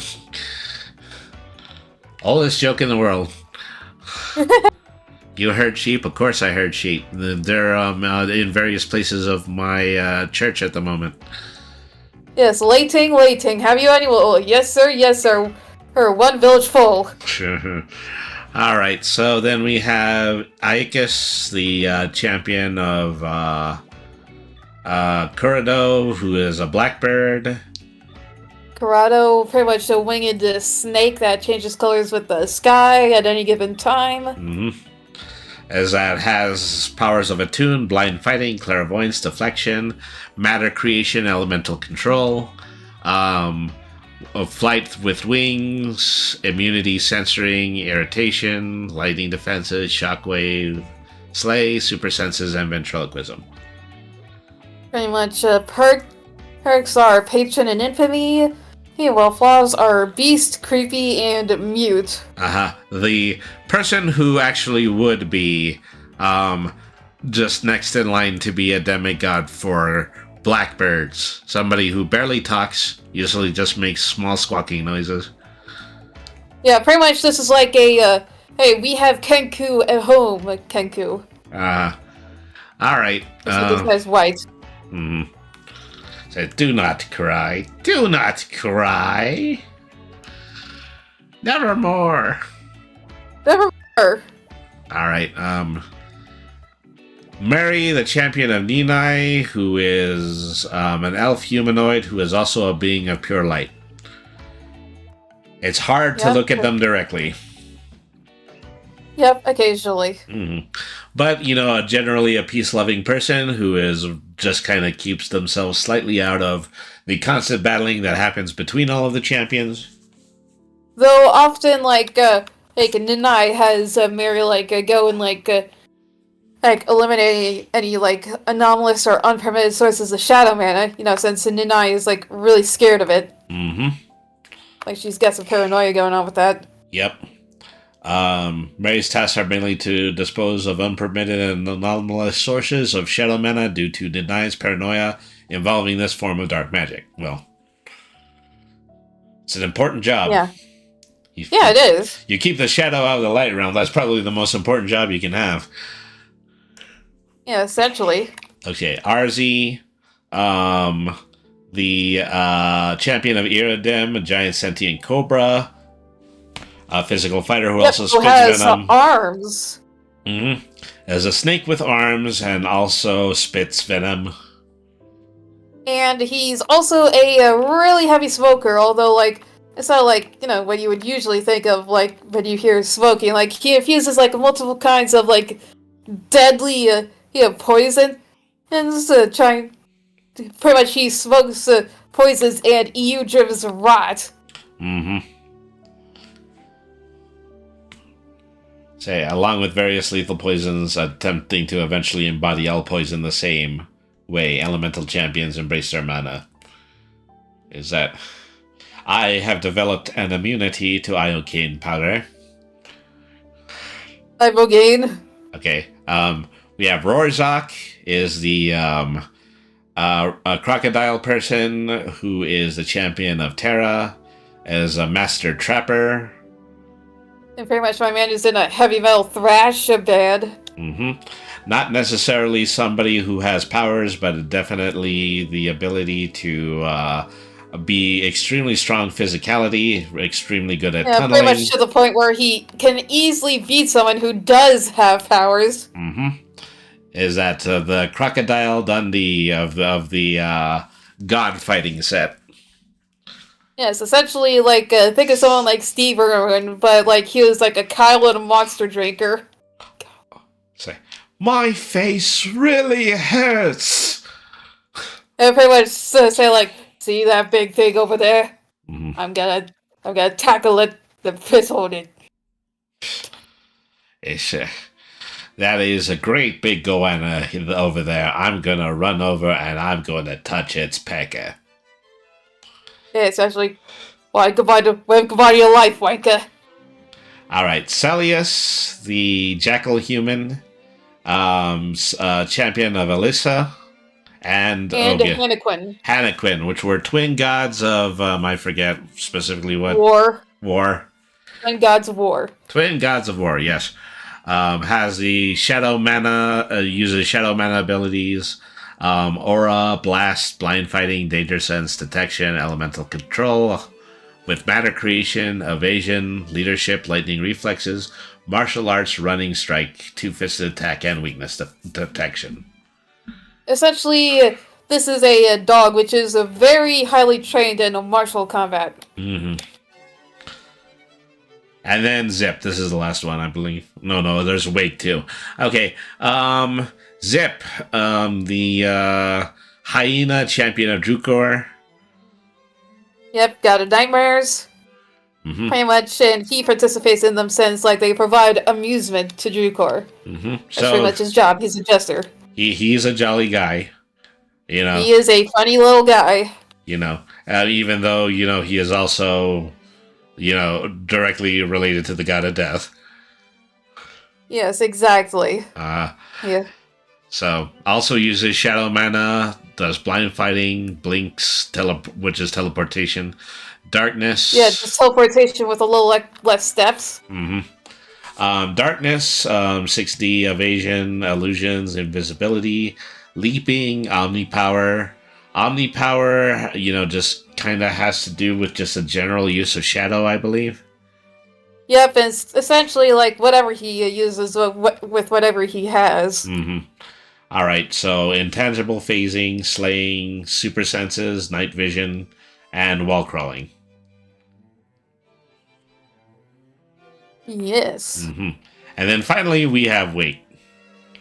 No, we still have some more after him, though. Well, yeah, because these are just Cozy, etc. Are they also champions? Okay.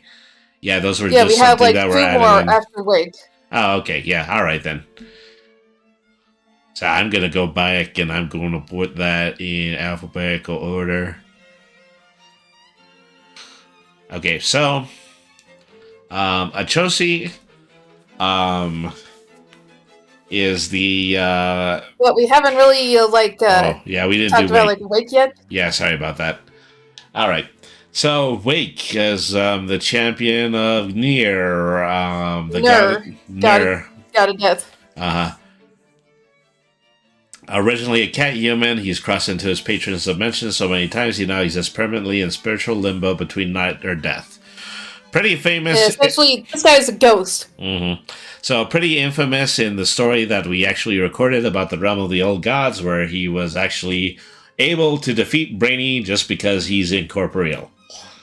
Yeah, essentially, he's a ghost. He is dead. He's not really tied down to the physical plane at all in the slightest.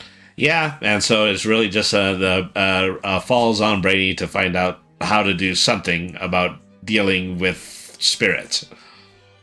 Yeah, you know, something that's dead, because, you know, Cuban can easily deal with his spirits. You know, he's kind of like infused with shadow mana. So, yeah, powers, shadow mana type, has 2D of blink, 6D of darkness, 2Ds of flight, 6D of gaseous form, 3D of immortality, 3D of life drain, 4D of plasticity, omnipower of 60, invisibility, cloaking of 12D, possession, melding of 60, slay, 4D, stability to speak with dead, 4D, night vision, 3D, immunity to environment, fatigue, life support, and toxins, and intangibility, which is phasing in 12D.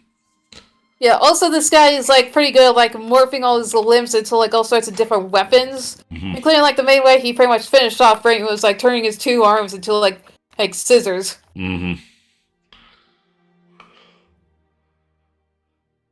So then we have Achosi, the champion. Blind psychic champion of Nora. Goddess of Peace. A fox. A fox that is blind. And so, mana type, psychokinesis is that, you know, powers of the mind, which are also light based, so. I'll just change it right now, because from now on, light is in control of mind mana. How? What? I mean, never mind. Okay. So with the abilities of astral projection, banishment, force blast, blind fighting, blinking, clouding minds, traveling dimensions, immunity to sensory and mental states, mind blast, mind control, sight screen, psychometry, slay, telekinesis, and teleportation. Essentially, my guy is like has such like good psychic abilities that he can see way better, like without his actual eyes. Is that everything is just kind of a psychic reach. Yep, essentially. So then we have Brild, is a champion of Elazar, an automaton built by the god of innovation to serve as his champion. Yep, the god of ironworks. Yeah, pretty much made Brild after being inspired by seeing like the war-torn lands. Which are now have the proper name of Nemet. Oh yeah. And so powers, armor, 2Ds of armor, deflection of armor, long range detection, 3D, evasion of 2D, immunity from life support and toxins, lightning reflexes, martial arts, resistance, slay, and super senses. Yeah. So, Elazar is one of the automatons who has yet to develop a sense of self, and really only follows the orders of Brild. Well, yeah. Well, Braille hasn't like Build is kind of like in like how Otto was in like the first few episodes. I was like, or the first season, and like he was referring to himself as this unit. Like he's still like Brill here is in that sort of state right now. Before like Otto realizes it herself. All right, so the heroes of the Barons. So this is just the list, the small list of the NPCs that we actually created for the Barons Wasteland. The first one being who we already mentioned, Thumbless Beatrice Chromecrackle. Beatrice Chromecrackle. And yes, her name is a bee pun. I will never be sorry. So, she was given the task from Mazelthod to create all of the new fauna.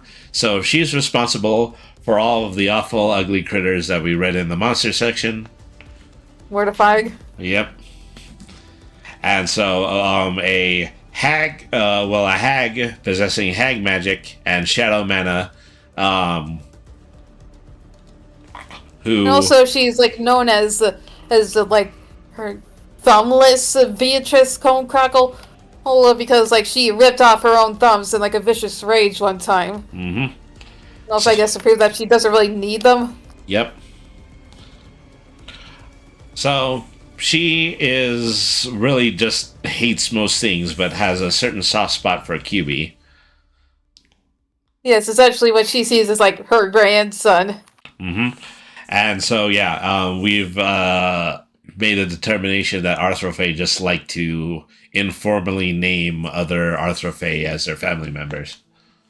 Yeah, and it would make sense too. Like, Arthur Faye generally just kind of like diverse due to environment. Like when they do hatch, like they essentially are like the same. Mm-hmm. Okay, so these characters are all called Heroes of the Barrens because they are characters that are most likely to be used as player characters. But their alignment And is then a little bit. Great Daimono Terrapin. Yep. Great Daimyo is that Terrapin used to be a villain in Metaluna that was basically fighting against the Metalunan government for destroying his gorgeous wetland. He then escaped them for the last time and moved into the Barrens, where the pressure of hyper-evolution turned him into an even more stronger and menacing-looking giant turtle. Yeah, essentially he's like a double his size, has more bestial feature. He's been practically mutated by all the rapid mana going throughout the place. Mm-hmm. So, has for powers, armor, attunement, blending, elemental control of matter creation, ensnaring of line, extra limbs, hibernation, regeneration, strike, and summoning. So, but his core set of abilities is probably the same as when he was just Lord Terrapin, but it's just a matter of... Yeah, just a little bit enhanced. Mm-hmm. Since he's this, he's practically been forced to evolve. Mm-hmm. And so then from there we get the three characters that make up the group Team QB. Yeah, Team QB. Havoc, the Hellhound, an escapee from the Infernal Realm that Beasley also comes from. Yeah, essentially, like, Havoc here was, like, a minion of Beasley before, Cube basically won him over with literally just kindness, like the fact that he wanted to pet the puppy. Uh-huh. So he possesses no innate fierceness, or he does not live by tooth or fang. He is basically a dog. Yep, essentially, pretty much he's one of, the first council, one of these, most likely. Mm-hmm. He is also pretty big when it comes to building machines, particularly vehicles that have an awful lot of engine power. Yeah, my man made a go-kart to help us get out. Mm. And so it was a pretty interesting sequence where we had him driving across walls and everything like that to rush to the exit of the Infernal Realm. Yeah, it was pretty amazing. Mm-hmm. Deiroku, the nephew... Deiroku, nephew of Tanaka, who is an NPC in the main book. He is a practice sword wielding apprentice to the art of swordsmanship, and also somebody who seeks out Brainy in order to receive some educational information. Yeah, pretty much. Now that he's pretty much very friends with Cuba, he wants to do some more academic things with documenting the wildness of the Barrens. Mm-hmm. And so he has darkness. This is written as elemental darkness. Now it's just shadow. Oh, yeah. Uh-huh. So blast, blind fighting, darkness dispel, elemental control, matter creation, force field, hyper breath, leadership, omnipower, sharkwave, slay, and then the speciality of being a scholar. Yep, my man is a little nerd. And then Vanessa. Vanessa was a Arthrothé, but displaced in the land of the Pure Tongue. Just a group of incredibly sappy anthropomorphic animals who could talk. Yeah, honestly, like a pretty annoying version of like a Disney animals. So it's a Yeah, pretty much. We were led in that direction, like where Vanessa was, by saying like there was like some kind of a demon in the woods. It's like they didn't know what it was. And lo and behold, it was Vanessa with evidently Otto's core. Just making friends with Otto's cores after being displaced in another dimension. Yeah, pretty much. So, it's a centipede Arthrophage with venomous, Venomous saliva. Saliva. Yes. Essentially, she has venom. Yeah, she has venom. She uses throwing weapons, spears, and anything with a pointy end in order to envenomate people who are attacking her. And hell, she might bite others if she has the chance. Has an aura, which is basically the retraction of sharp spines. Yep, her spines, venomous spines. And so 4D evasion, extra limbs, immunity to toxins, vampiric life drain, slay of 4D, strike of 4D, two-fisted of 3D, wall crawling, and weakness detection. Yep. You might need to throw dark vision into that. Oh yeah, that's right. And so this is the bio template. Eventually that is going to be, things that we just put in the very back of the book so that we can create the necessary... And also allowing everyone, pretty much allowing like the baseline to like make a character around here. The prerequisite custom Brainy the RPG Cat character sheet for Prowlers and Paragons. Yes, indeed. All right, folks. Well, that is the entirety of the new material that we created. We're getting very, very close to finishing both of these books. Oh yeah, incredibly close. So, yeah, we'll continue to keep you posted, mainly through my Blue Sky page, brainytherpgcat.bluesky.social, when these books are soon going to be released. First thing first, though, this is going to be heading over to Mobius Worlds Publishing to see if they would be interested in partnering with us with the initial publishing of these books, particularly that previously mentioned Kickstarter project for a physical edition that has additional art from outside contributors. Gosh, what was the name of your friend, the artist, again? Why am I spacing on it? Oh, Delta Maz. Delta Maz is that we do have, once we have the ability to salary Delta Maz, he's going to make a lot of great high-res images for these game books. And that's part of the reason that we're going to be running the Kickstarter. Oh yeah, like if only you guys could like see his art, like it is amazing.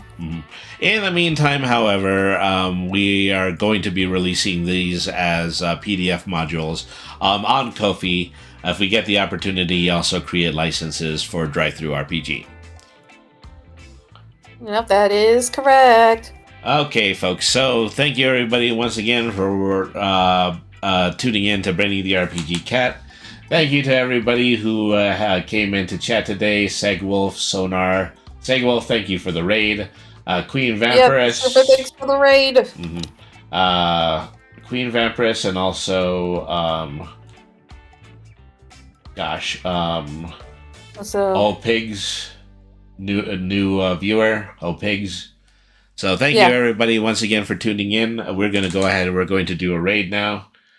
Sonar says, thanks for streaming, Brainy. Well, thank you very much for watching. We appreciate you a lot. Okay, so Twitch.tv. Let's see, who are we going to throw to right now? So who will we raid? Big Nose Bug is on. That would be interesting. Chrono is on. Yaden. So Yaden RMP from Rocky Mountain Pro local pro wrestling is playing a retro game at the moment. Um, let's see. We also have Rigor Morp, the Goblin Burrows. Let's go ahead and let's give this one over to Yaden. So they're in the middle of playing Legacy of Kain, I believe.